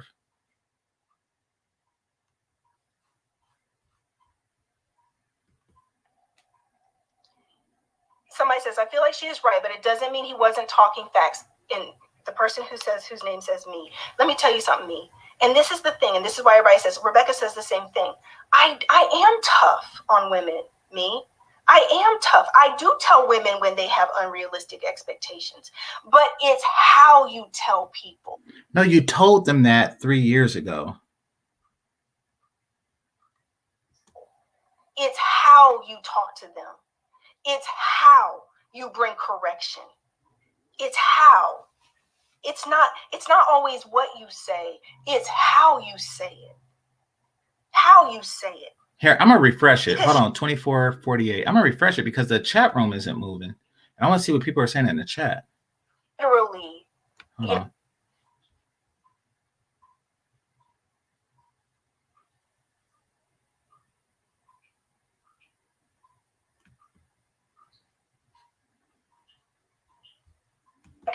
But you don't have to kill people. You don't have to slaughter people. We braided her hair about 30 days ago.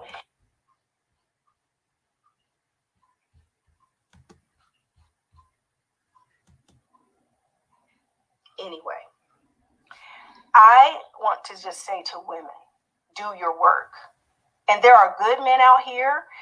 all these men you see across social media that got the time to be putting all these comments on videos and bashing women and all the hate, all the belittling, all this stuff that you see from men all over social media now, guys, guess what? Your average good guy that wants to just a good woman to love, he is not sitting on social media bashing people.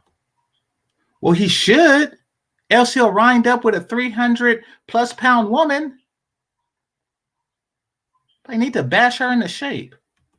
He don't have time for it. He too busy living his life, working hard, taking care of his responsibilities. And like I said. And that's what they want. They want your nose so close to the grindstone that you don't realize that you with a 300+ pound chick. The people who have unrealistic expectations, you know who these people are predominantly? They're the chick that Kevin was talking to. Yes, we know who the people are. The people who have unrealistic expectations are the people Kevin was talking to. And the ones you were talking about 3 years ago. Predominantly hurting people. But you're a healer. You're just saying that people are hurt to devalue what they're saying. If you're a healer, then shouldn't you be healing these so-called hurted people?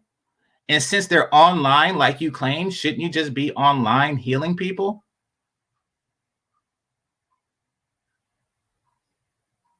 I tell you what, there is a guy out there right now, right? There are a bunch of guys that just got rejected by a chick with a big forehead who said that you are beneath me because I only make 5 figures. I only make $99,999.99. And she said I was beneath her. Could you heal me? I'm more handsome than she is pretty, but still.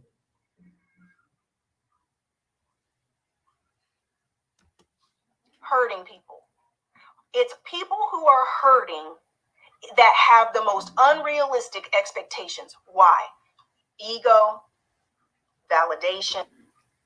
See, she don't realize that she's talking about the woman that Kevin is talking to. But see, according to women like this, only men can actually have this.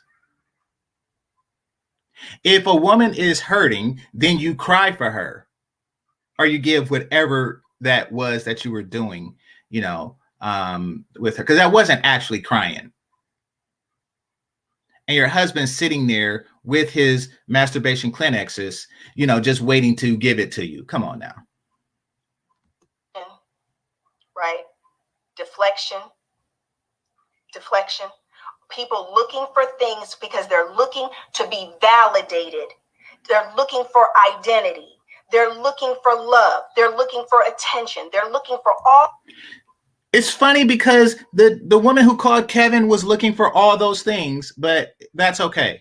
Oh, gosh. All kinds of things. Does that describe a lot of people in the world now? Yeah. Why? Because so many people are hurting. The world is hurting. People are hurting. Men, women are hurting. This is why, and we have never lived in a time that has been this polarized, this divisive. We are living social media, and that's where I'm going to lay it at the feet of. Of course it is. You can't stand the way social media is cutting into your business.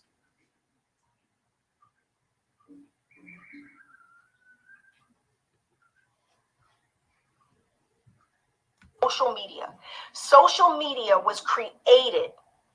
And in the way these algorithms work, the side effects of everything. It's the devil. The way these algorithms work, it's the devil. Did Rebecca actually ever address what the woman said? Nope. And she also made up some stuff Kevin said. Because it's a bit hypocritical to not put both Kevin and the woman in the wrong box if it's unfair to dismiss whole groups as not good enough. Yeah, exactly. So I want people to remember that this shit gets on you know, and basically said that 90% of the male population is not good enough for her, is beneath her. And how do I get the remaining 10? And then later she went to say that, you know, 20 somethings aren't interested in 45-year-old men. Now, you know, whether that's true or not is irrelevant. The thing is that she pointed out what she believed to be his mating limits. And he did the same. But Kevin's wrong. You see how sexist this chick is?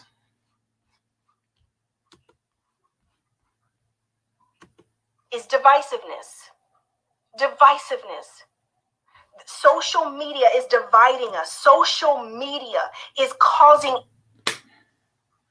Didn't she put vids on social media? She's putting one on right now. And she's dividing us right now. Like, the irony is lost on her. Like, you know.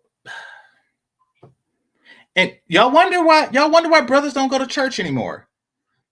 Because she has taken over. Who wants to go to church to listen to her? I remember on the movie Boys in the Hood, they say church was a good place to meet chick. Not now. Not now. Everybody to be so conflicted with each other. And instead of seeing how much we all have in common. Appreciate you, New, by the way. Here, let me check my thing. All right. Instead of seeing how all of us want the same thing, how all of us want love, all of us want to be able to be accepted and loved and liked. We all want healthy relationships. We all want to make. And that's fine. Do you want it with a 5-figure guy? Good money, and we want to live out our dreams. We all want the same things. But at the end of the day, social media has us fighting each other. Fighting each other. Because it's like you're fighting Kevin? How come I can't see the comments? What's going wrong? Dang. So polarizing and divisive. And so you've got all these hurting people. All these hurting people who are just on social media. Now, when she says hurting people, does she mean that the people themselves are hurt? Or they're actually going around punching other people? Because hurting means to hurt, means that you are the one who is hurting someone. Kind of like you are trying to hurt Kevin. You're trying to hurt his income. You are a hurting person.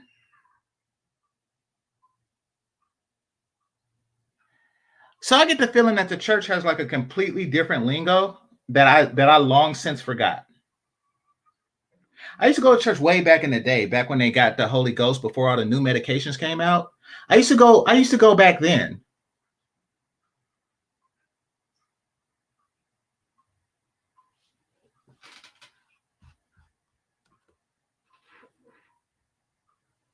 All only includes top 10% of men. Absolutely, yeah.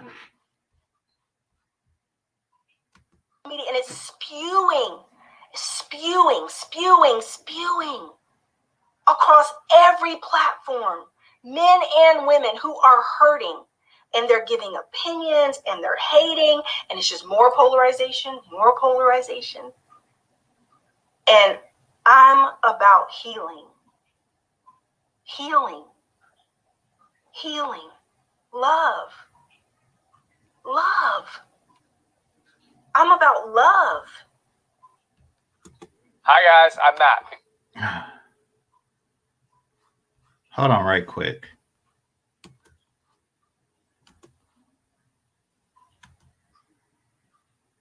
Look at this guy's ears. Okay.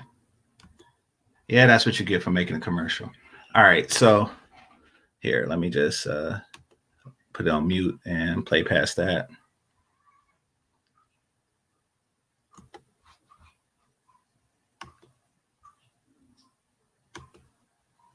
Nick, RLP, social media is fairly new though. They was hurting before they got online.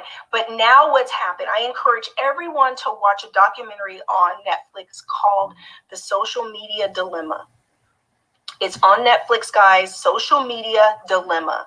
And it is phenomenal. If you have not watched that show, that documentary on Netflix, it's called Social Media Dilemma. And it is so real, and it shows you how social media and why things have gotten so bad. Don't try to act like we are living in normal times. Social Dilemma. Thank you, Arwash. That's what it is. Social Dilemma on Netflix. And it really, really explains why things are getting so bad. And guys, listen, I wasn't even going to do a video on this. I wasn't going to do a video. I'll do some response videos here and there, guys, but I'm too busy. You guys, what's so crazy is that do you know you can own businesses and make millions of dollars and not even have hundreds of thousands of followers on social media? Oh, goodness. She hates social media for obvious reasons.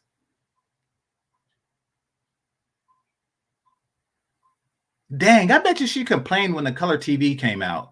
Like, do you know that you can be living a wonderful life and have a wonderful relationship and friends and a real life and nobody see it? I think Kevin has all those things on social media. I mean, I sat back and I was thinking about this especially because of quarantine, right? Because of quarantine, I have found myself like not posting a whole lot, like having more and more real private moments, right? Real private moments. Like I'm just enjoying my family, enjoying my husband, enjoying my kids, just living in the moment and not even taking pictures, not doing videos, not doing anything, because I'm just enjoying the moment. And it's like, I wasn't even going to do this video. And then it was almost like God was just... Oh, man, she is killing me. Because I'm trying to let it play for a bit. So it could get over sooner. Here, let me open up the thing. Just in case somebody... Yeah, I probably don't even want to drop on. But let me open it up just in case somebody do.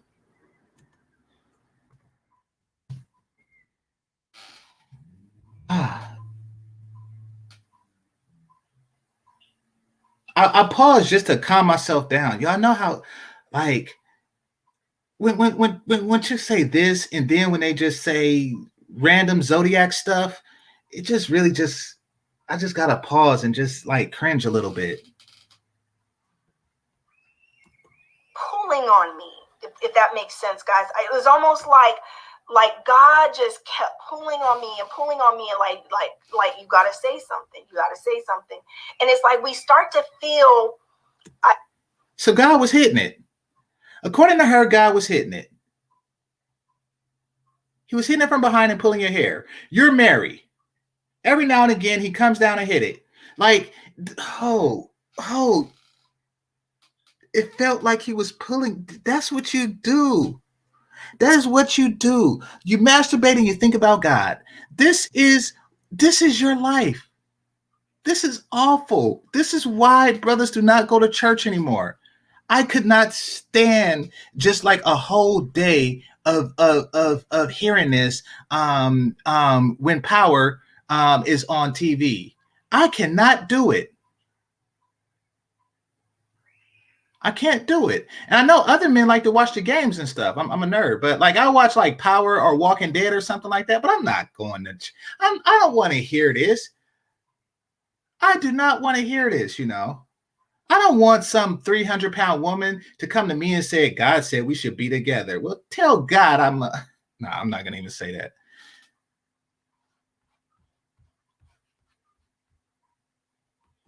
For me, I feel like what God reminds me of is who I am, that I have a responsibility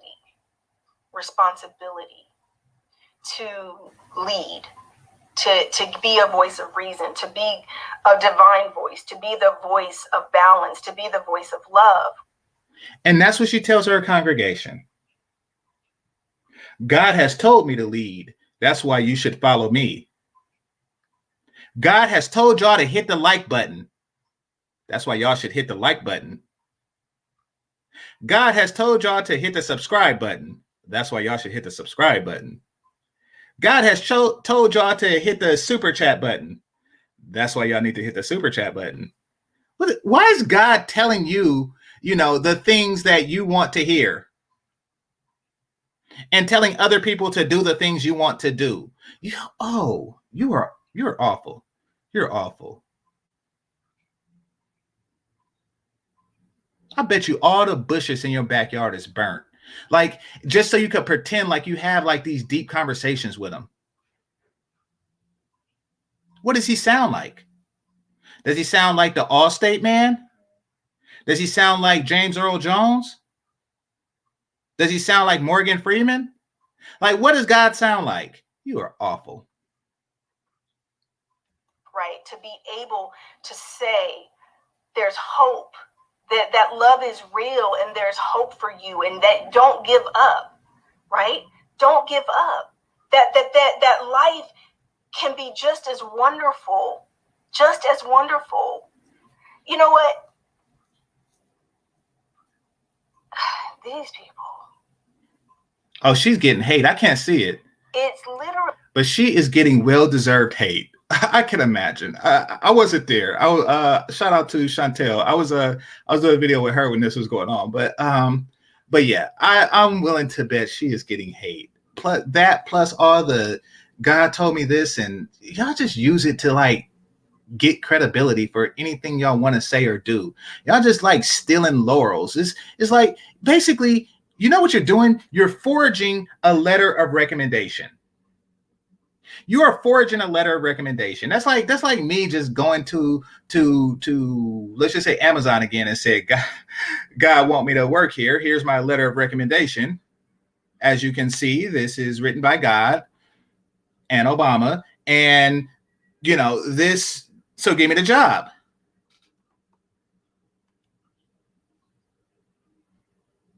Really. A few months ago, I was promoted to a managerial role. When it happened, I was ready for the challenge.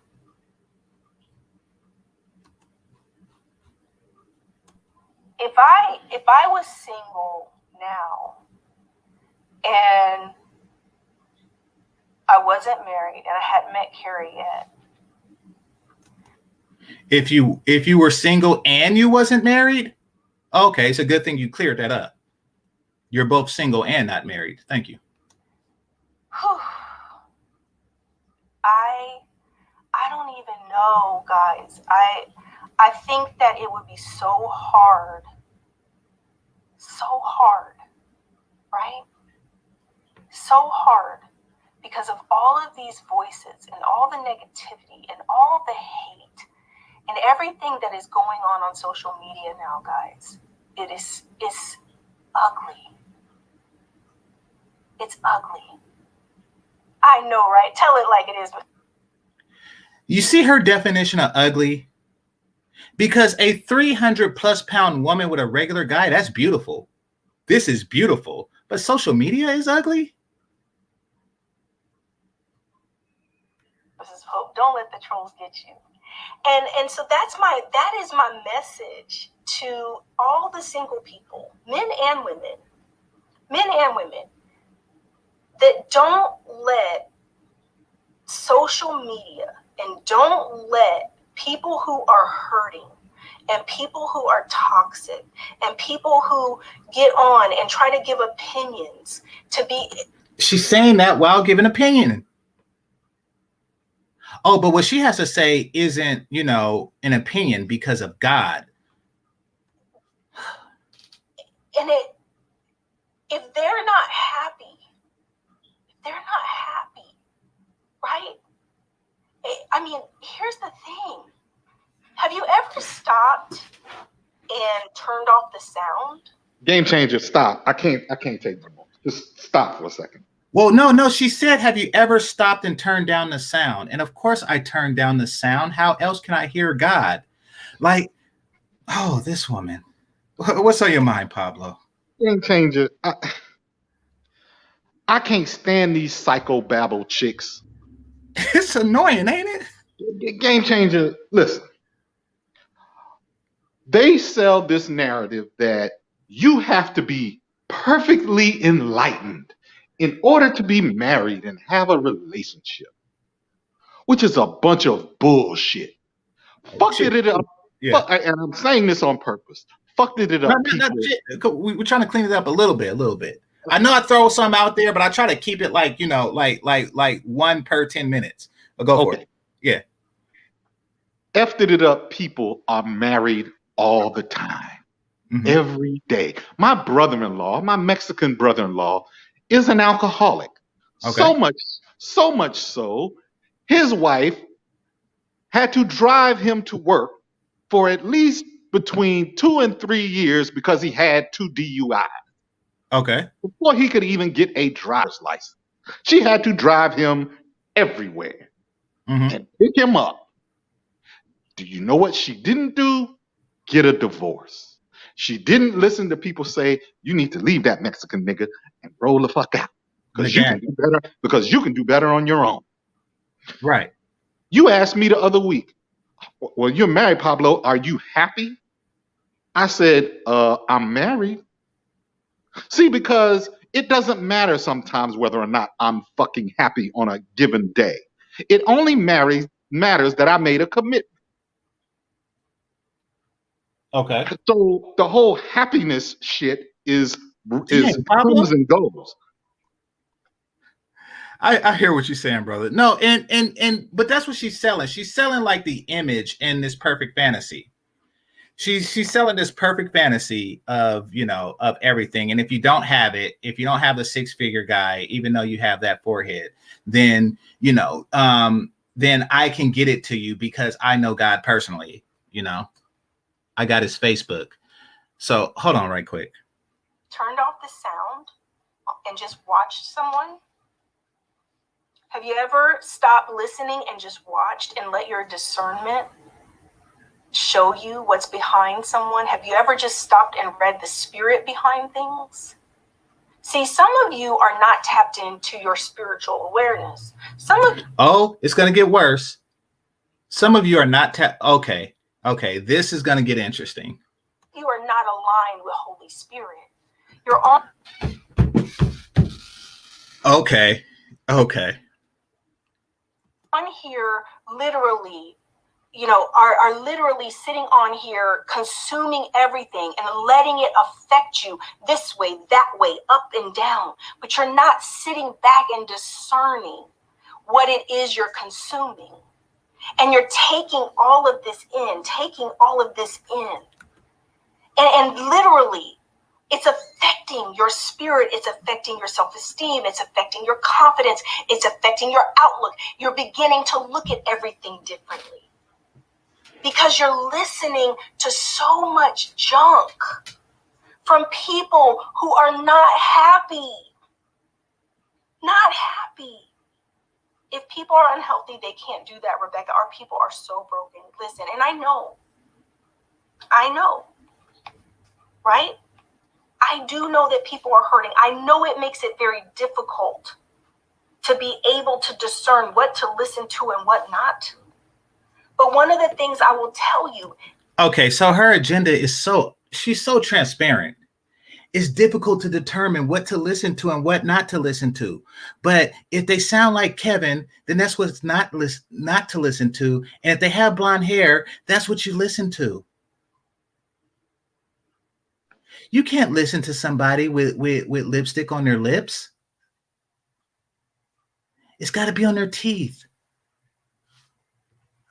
That's who you listen to. Is get off social media. Get off social media. And come to my church. Get still. Get still. Align with God. Begin to meditate. Begin to align yourself with God and let God show you who. Oh, I told you. And come to the church. She's telling people to stop going on social media and come to church. That is her message. You know what, game changer? on her thing about social media polarizing us, saying social media is polarizing us is kind of like saying, well, the cell phone created police brutality because now we can see all the brutality. Exactly. No, the cell phone just illuminated police brutality. Exactly. So, social media just illuminated these problems and allowed men in particular to share their experiences on an open forum. That's all it did. It did not polarize us. It just illuminated what was there. I agree. I mean, social media, it has its faults, but one thing that came from it was this. But she's just basically like, shut up anybody who comes from social media and listen to what God says. And God sounds just like me, because I talk to him and he speaks through me, like, what if you are schizophrenic? What needs to change? All of this stuff is not the answer. It's not the answer you're looking for. It's all this. Yes, love agent, take a social media fast. I would challenge anybody to take a social media fast. And what she's about to say, come to church. But she's not going to say it directly, but it's going to be something God. Get off social media and take time to get aligned with God. See, I told you something God. I told you.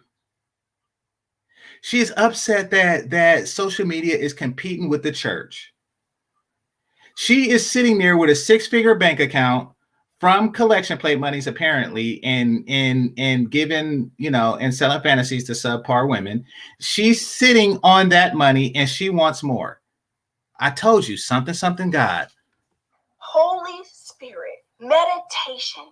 Break through all of your anxiety, break through all the craziness and you can't listen. If you haven't learned how to quiet your mind. Hold on right quick. It's a commercial.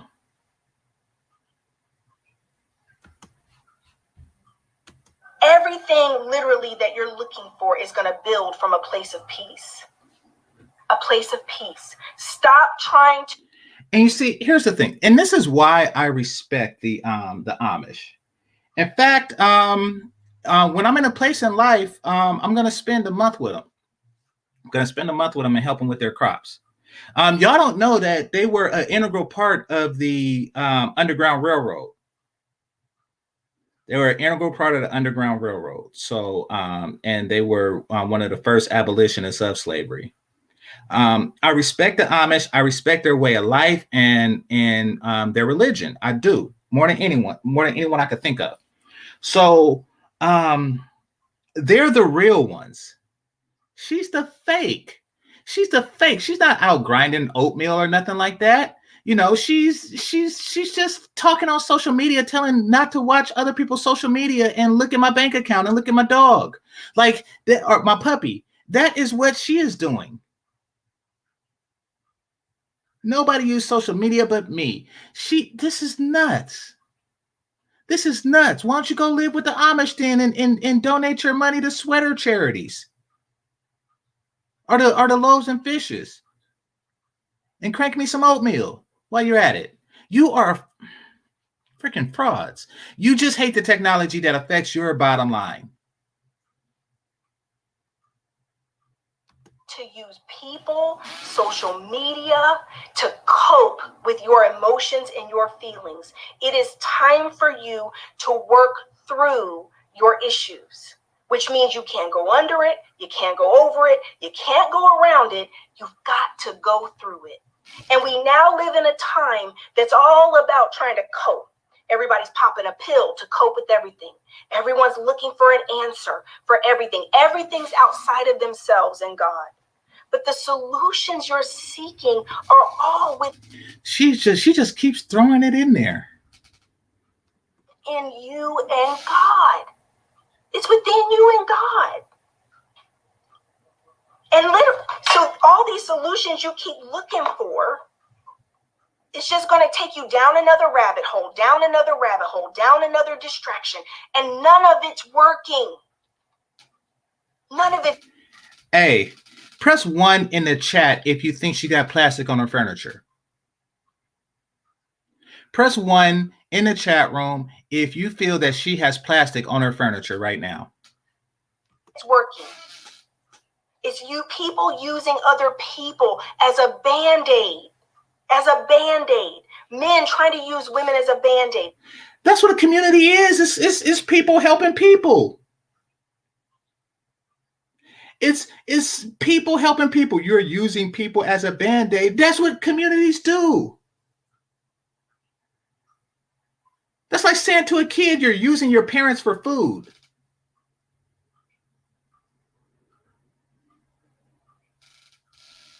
Oh, man. Women trying to use men as a band-aid. Everybody seeking validation outside of themselves. Women using a man as a band-aid. They're supposed to use us for everything. We're a band-aid. We're a guard dog. We're a provider. We're fathers. We're builders. We're maintainers. We are everything. They are supposed to use us for everything, and we're supposed to use them rigorously at our desire.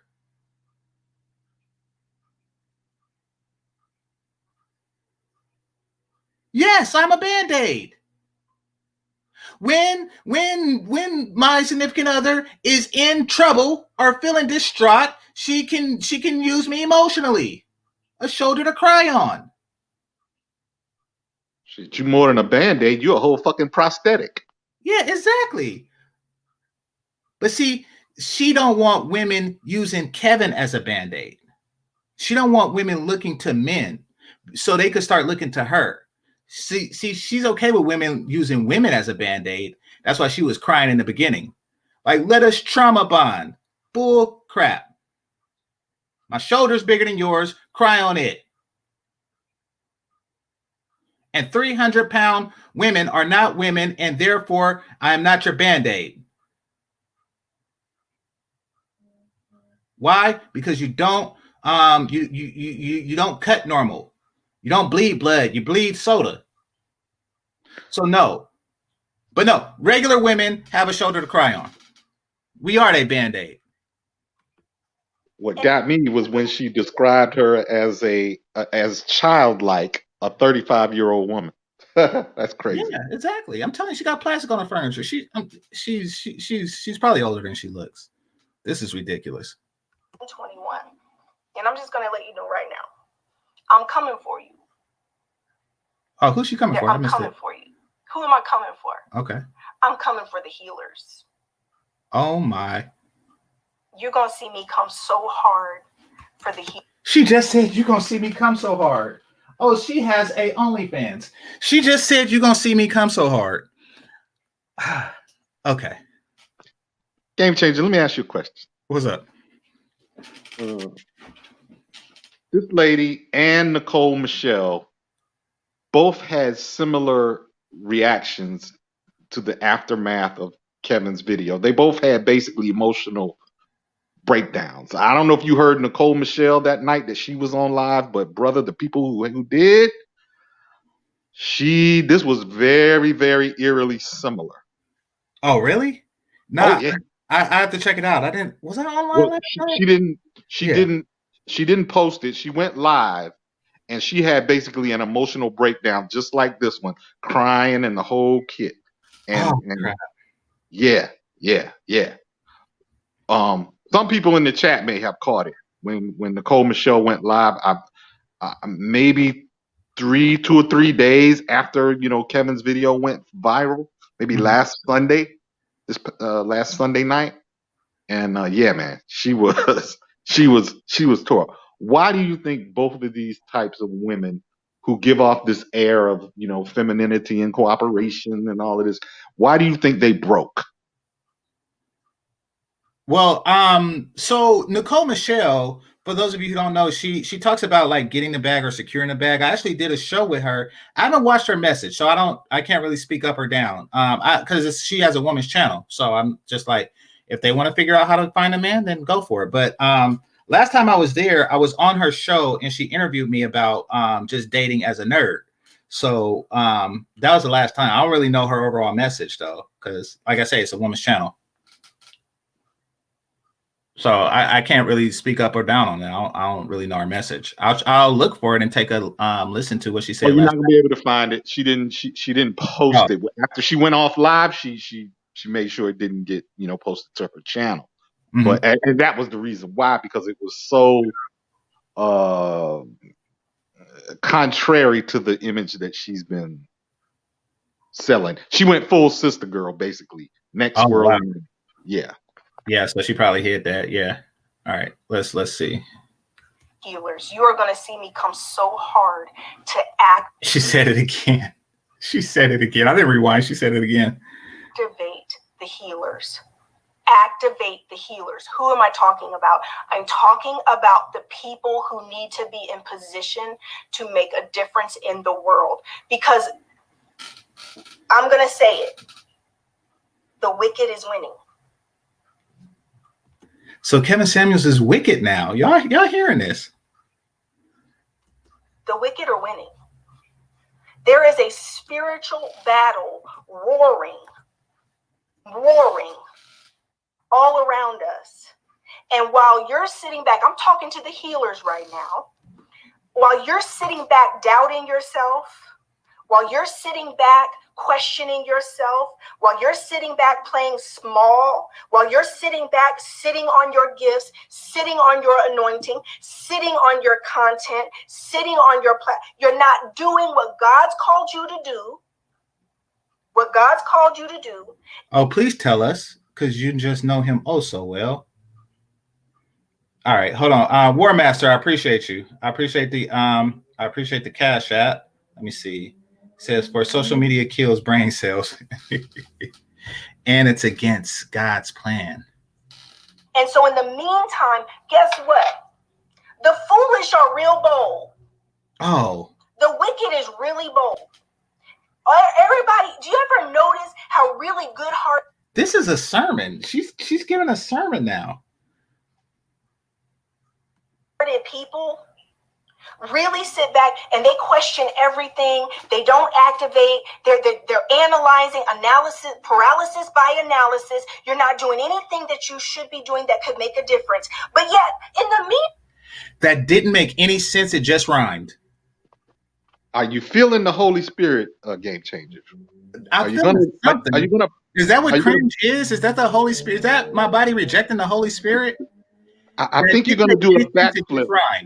But I think you're gonna do a backflip, across over the pews in a minute and right into the collection plate. Oh man, this is just it's really like a bad church. This is like a bad church, and yeah, I'm getting like flashbacks of when I was a kid and I was just waiting for the choir to go. This is man. Time, people who don't know what the hell they're talking about, and people out here running their mouths know one thing while you know 100, but they running with they one thing. They one thing. The insecure and the wicked are so bold and so loud. But in the meantime, you sitting on it. You sitting on it. Is this making, did I miss like a major part? Is this making sense? What are they sitting on? The insecure is so bold and loud. What are they talking?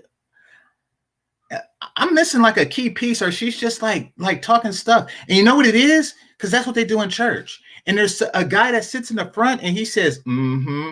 And then there's another guy that sits on the front left and he says, well, like, yeah, exactly. They do that. They say that mm-hmm and well, just to make it seem like what was said was sensical.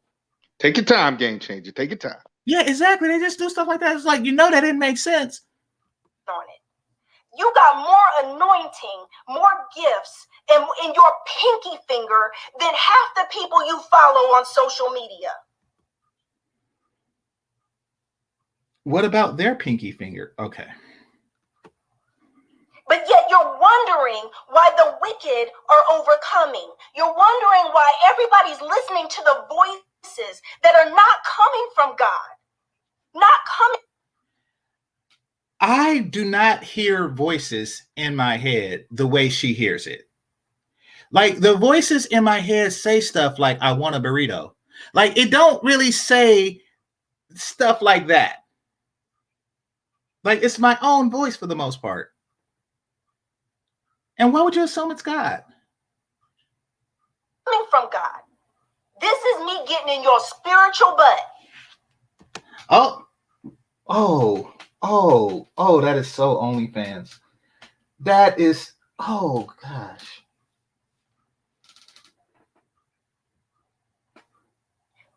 In the meantime, you got people who don't know what the hell they talking about, don't even have those results in their own life, but they over here trying to tell people what to do. And you sitting on your gifts, sitting on your anointing, sitting on your talents, because something you did 10 years ago, you telling yourself you're unqualified to. Yeah, it does. He wants you to have a burrito, Jamal. He wants you to have that burrito. See, anybody can do it.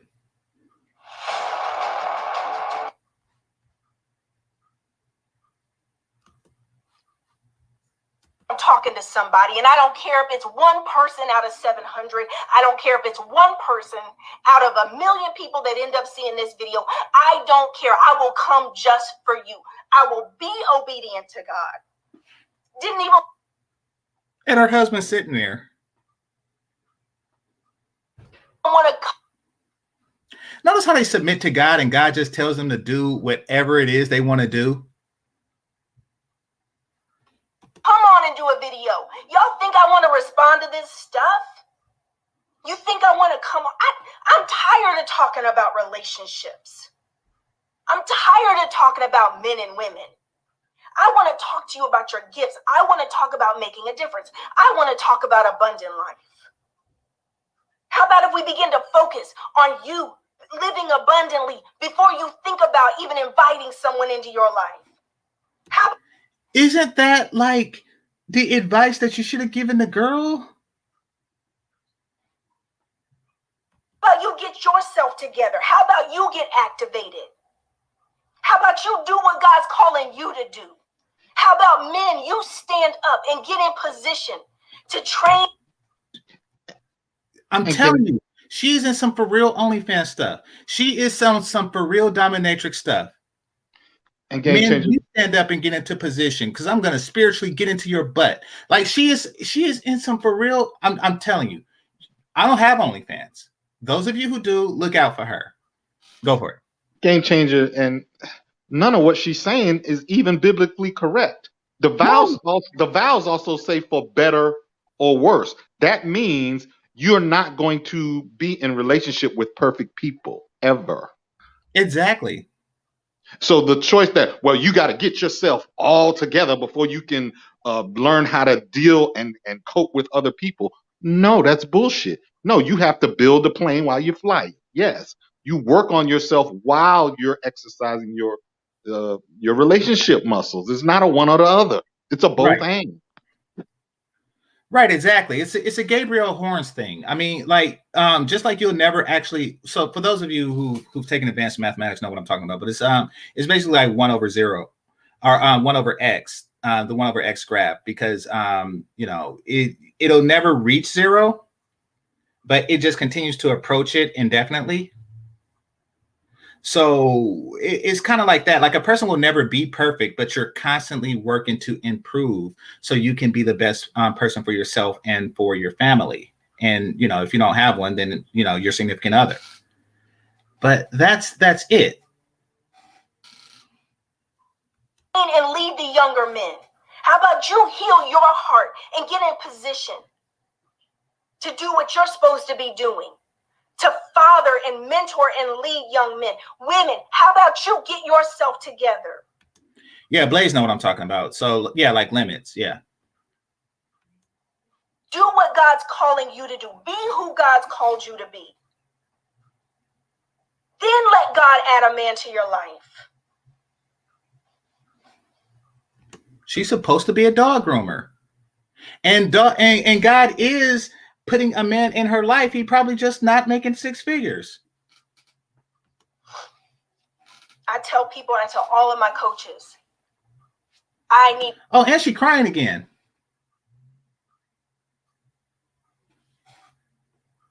Everyone to get activated. I need people to get busy. Why? Because I get tired. Sometimes I feel like, dang, is anybody else listening to God? Is anybody else doing what they're supposed to be doing? Oh, this is because dag on. This is cringe. Why is anybody else standing up, saying what needs to be said? This is the worst thing ever. I promise you, I'm bringing all the smoke, and it ain't gonna be about just. She's bringing all the holy smokes. Oh, this is cringe. You know, Game Changer, she also mentioned healing wounds. Well, here's the thing about wounds. If you've ever had a basic first aid test. Okay. Wounds must also be disinfected before you cover them. And the disinfectant burns. It burns. So you cannot heal without the disinfectant and the burning first. What you're seeing is these women burning while these wounds are being treated. So I'm sorry, but there is no healing until we disinfect. True. True. I see what you're saying. I see what you're saying. Wow. Here. Okay, it's only like 4 more minutes. I'm gonna try to power through it. I hope she don't say anything weird in this, but she is. But I'm gonna try to power through this last 4 minutes.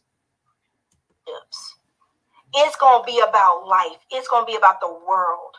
It's gonna be about making a difference in people's lives. I'm coming for the hurting. I'm coming for the hurting. She is for real OnlyFans. I bet you I bet you at church, everybody's cracking up. She talks like this all the time. I'm coming for the hurting. I'm coming for the hurting. I'm coming. I didn't rewind that. That's just how she sounds. This is just how she sounds. That it is time to be healers. I need the healers of the world to unite. I need the healers of the world. We are about to build a platform for healing. I bet you it's going to be an online platform. I bet you it's going to be an online platform. Healing. Sade, yes, we need God's people to stand up. Stand up and get in position and stand in the gap. This is what she sounds like. God is telling you to say this. You are hearing a voice in your head that's telling you to stand up and get in position. No, sweetie, that is your husband whispering to you while you are asleep because he hasn't had anything since Easter. And he's not going to get any until Christmas. Like, that is what you're actually hearing. In the middle of the night, your husband's saying, I need you to stand up and get into position. Oh, man. Well, he sits there and gives you Kleenexes. Gap. The gap. The gap. This. Stand in the gap. United. So that we begin to fight. Fight. So, you're going to see me coming for it. I'm telling you, 2021. I'm not even going to pause it there. And what does that mean? For the healers, that means you need to be working on yourself. It means if you're not connected with me and you feel drawn to it, you need to connect. We have certification coming through for spring, February, first week of February. For all of you who have already been certified, you're going to get an email. We have a new leadership certification that's coming for you to be part of the newer platform to take on. Okay, now she's doing like advertisements for her church stuff. You got to get a leadership certificate. Students and clients through our platform. We have a lot we're working on. Yes, love agent, when I have a calling to raise leaders.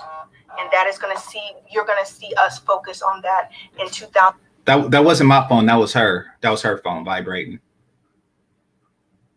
And the person that's texting her is God. 2021, like never before, we are going to activate leaders because it is time for you to get in position. To get in position. Because it is time for us to create a movement of healing, a movement of abundant life, a movement of love. Terry, our work begins now. Marco said, "You sure was the phone vibrating?" She's probably ready. And that's why it's about to be over, because that wasn't the phone vibrating. Oh, she's about to tell her husband to get out the room.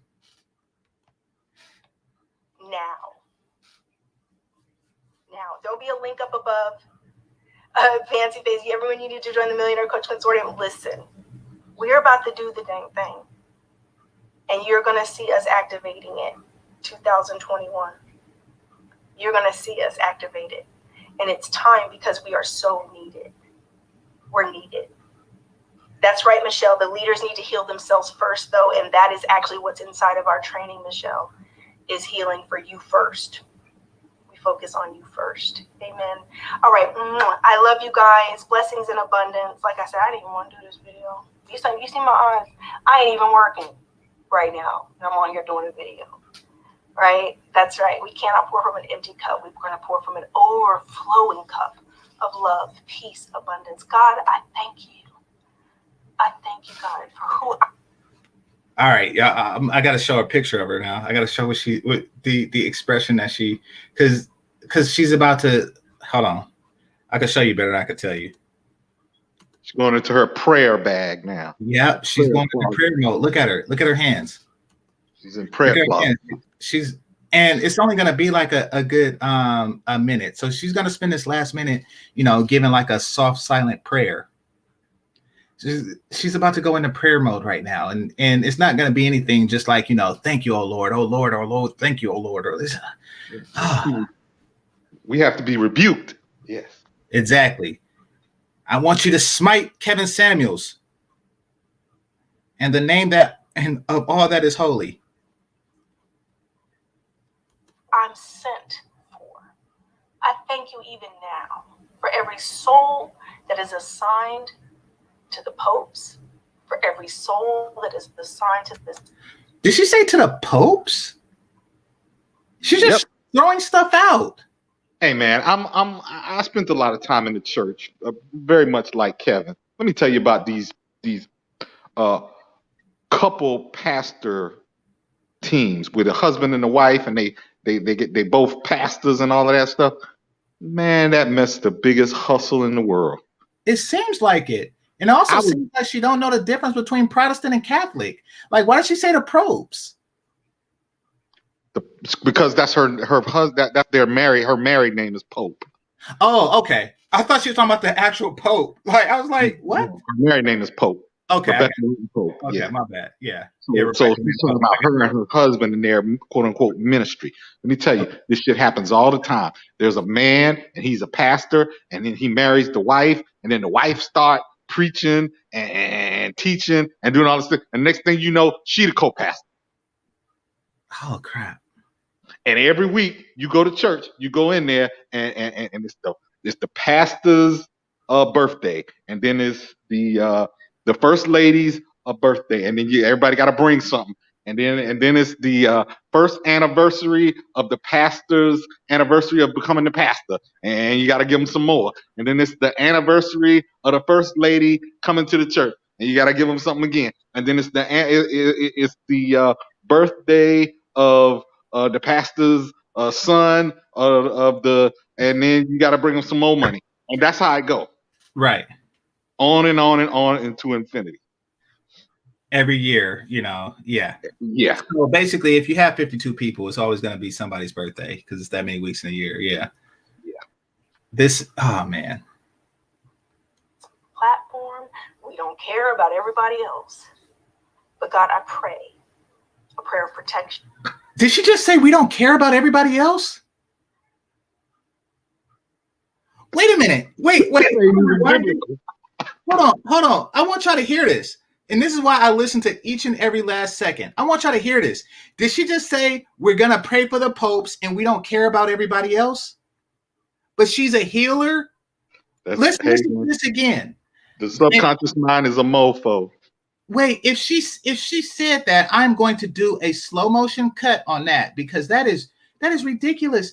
Like F everybody else. It's all about the popes. Oh my, excuse me, I'm not going to blaspheme. Oh my gosh, what's the French toast? I got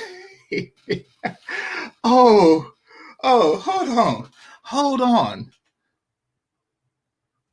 I ain't even working right now. I'm on here doing a video, right? That's right. We cannot pour from an empty cup. We're going to pour from an overflowing cup of love, peace, abundance. God, I thank you. I thank you, God, for who I'm sent for. I thank you even now for every soul that is assigned to the popes, for every soul that is assigned to this platform.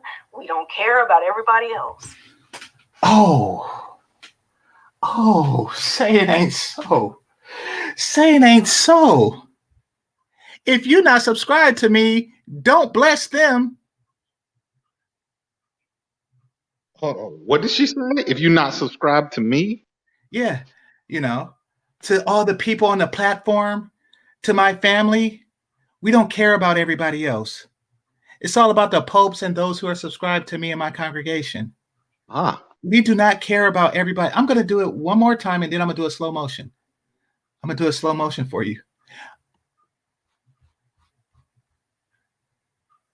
That is assigned to this platform. We don't care about everybody else. Oh, man. Oh, and now here comes a slow motion. Y'all know how I do. I got to do the slow motion on this one.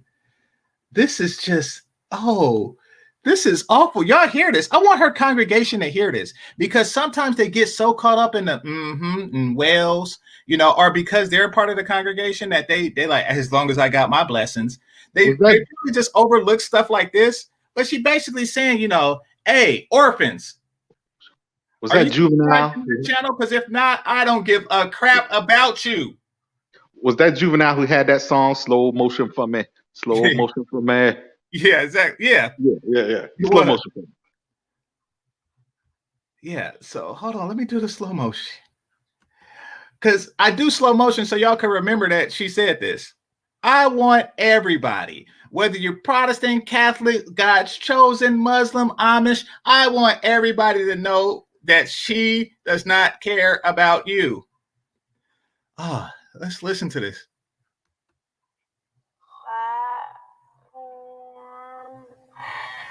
We don't care about everybody else. We don't care about everybody else.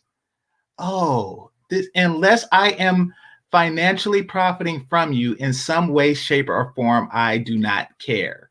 I do not care about you, the one she called little girl, and finding a six-figure man. I do not care about everybody else because you are not a part of my congregation. This is, once again, platform. We don't care about everybody else. I'm glad I listened to the end because sometimes it just trails off into like advertising and make sure you come to Bible school type stuff. But I'm glad I caught that. I'm so glad I caught that. Oh wow. So now y'all know the extent of how awful she is. Now y'all know. But God, I pray a prayer of protection, a prayer of healing and love and insight, and an activation of gifts and anointing like never before over those who are assigned to us.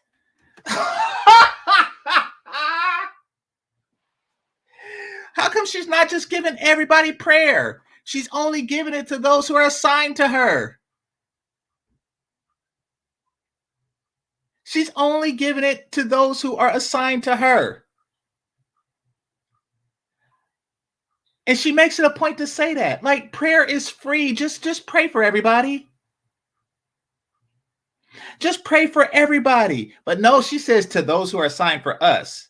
You're deliberately omitting everybody else.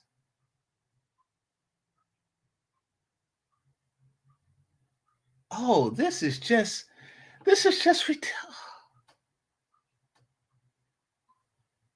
Now y'all see why I don't go. Now This is why, this is why men left the church. And I used to be involved in the church. I used to serve in the church, all of that kind of stuff, until I started to see this kind of bullshit. And then I was like, man, fuck this. Yeah, like, what do you do with this? Maybe I just caught it young, but I'm like, this is just not my cup of tea, I would go to church. It got so bad, I would go to church and I could tell who the pastor was mad at based on what he said during his sermon and who it was I could tell who it was directed at that had pissed him off, because he would go and serve him up from the pulpit. It became like personal vendettas and all of that kind of crap. So, yeah. Wow. Yeah. So you see stuff like this is just ridiculous. This is, oh man. As we prepare to go to the next level and do this next level of work. Amen. All right, guys. Mwah. Bye, bye, bye. Love you, love you, love you. Talk to you soon. Bye-bye. All right. So that's that. By the way, when she say love you, she's only talking about those assigned to her. She's not talking about everybody. Oh, that was beautiful. Okay, we'll do like last thoughts on that, but that whole thing, like, it was like cringe combined with just schizophrenic people that hear voices and assume it's God. It was just like, everything about this was wrong.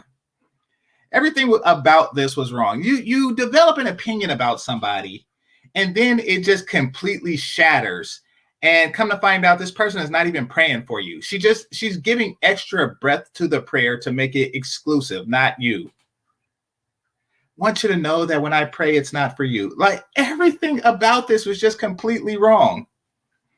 And so awful in every way that things can be awful. Oh man, I'm done. Like, I'm out of voice, I'm out of prayer. What's on your mind, Pablo? Hey, I wanted to say something to New. New was in the chat, and he hit a question mark for when I said Mexican nigga about my brother-in-law. Well, that is an accurate description. My Mexican brother-in-law is a Mexican nigga. Nagaga. I say Nagaga. Yeah, he's a Mexican nigga. He's a Mexican ninja. He loves more trap music than I do. So, yeah. Yeah. So that's that. Wow.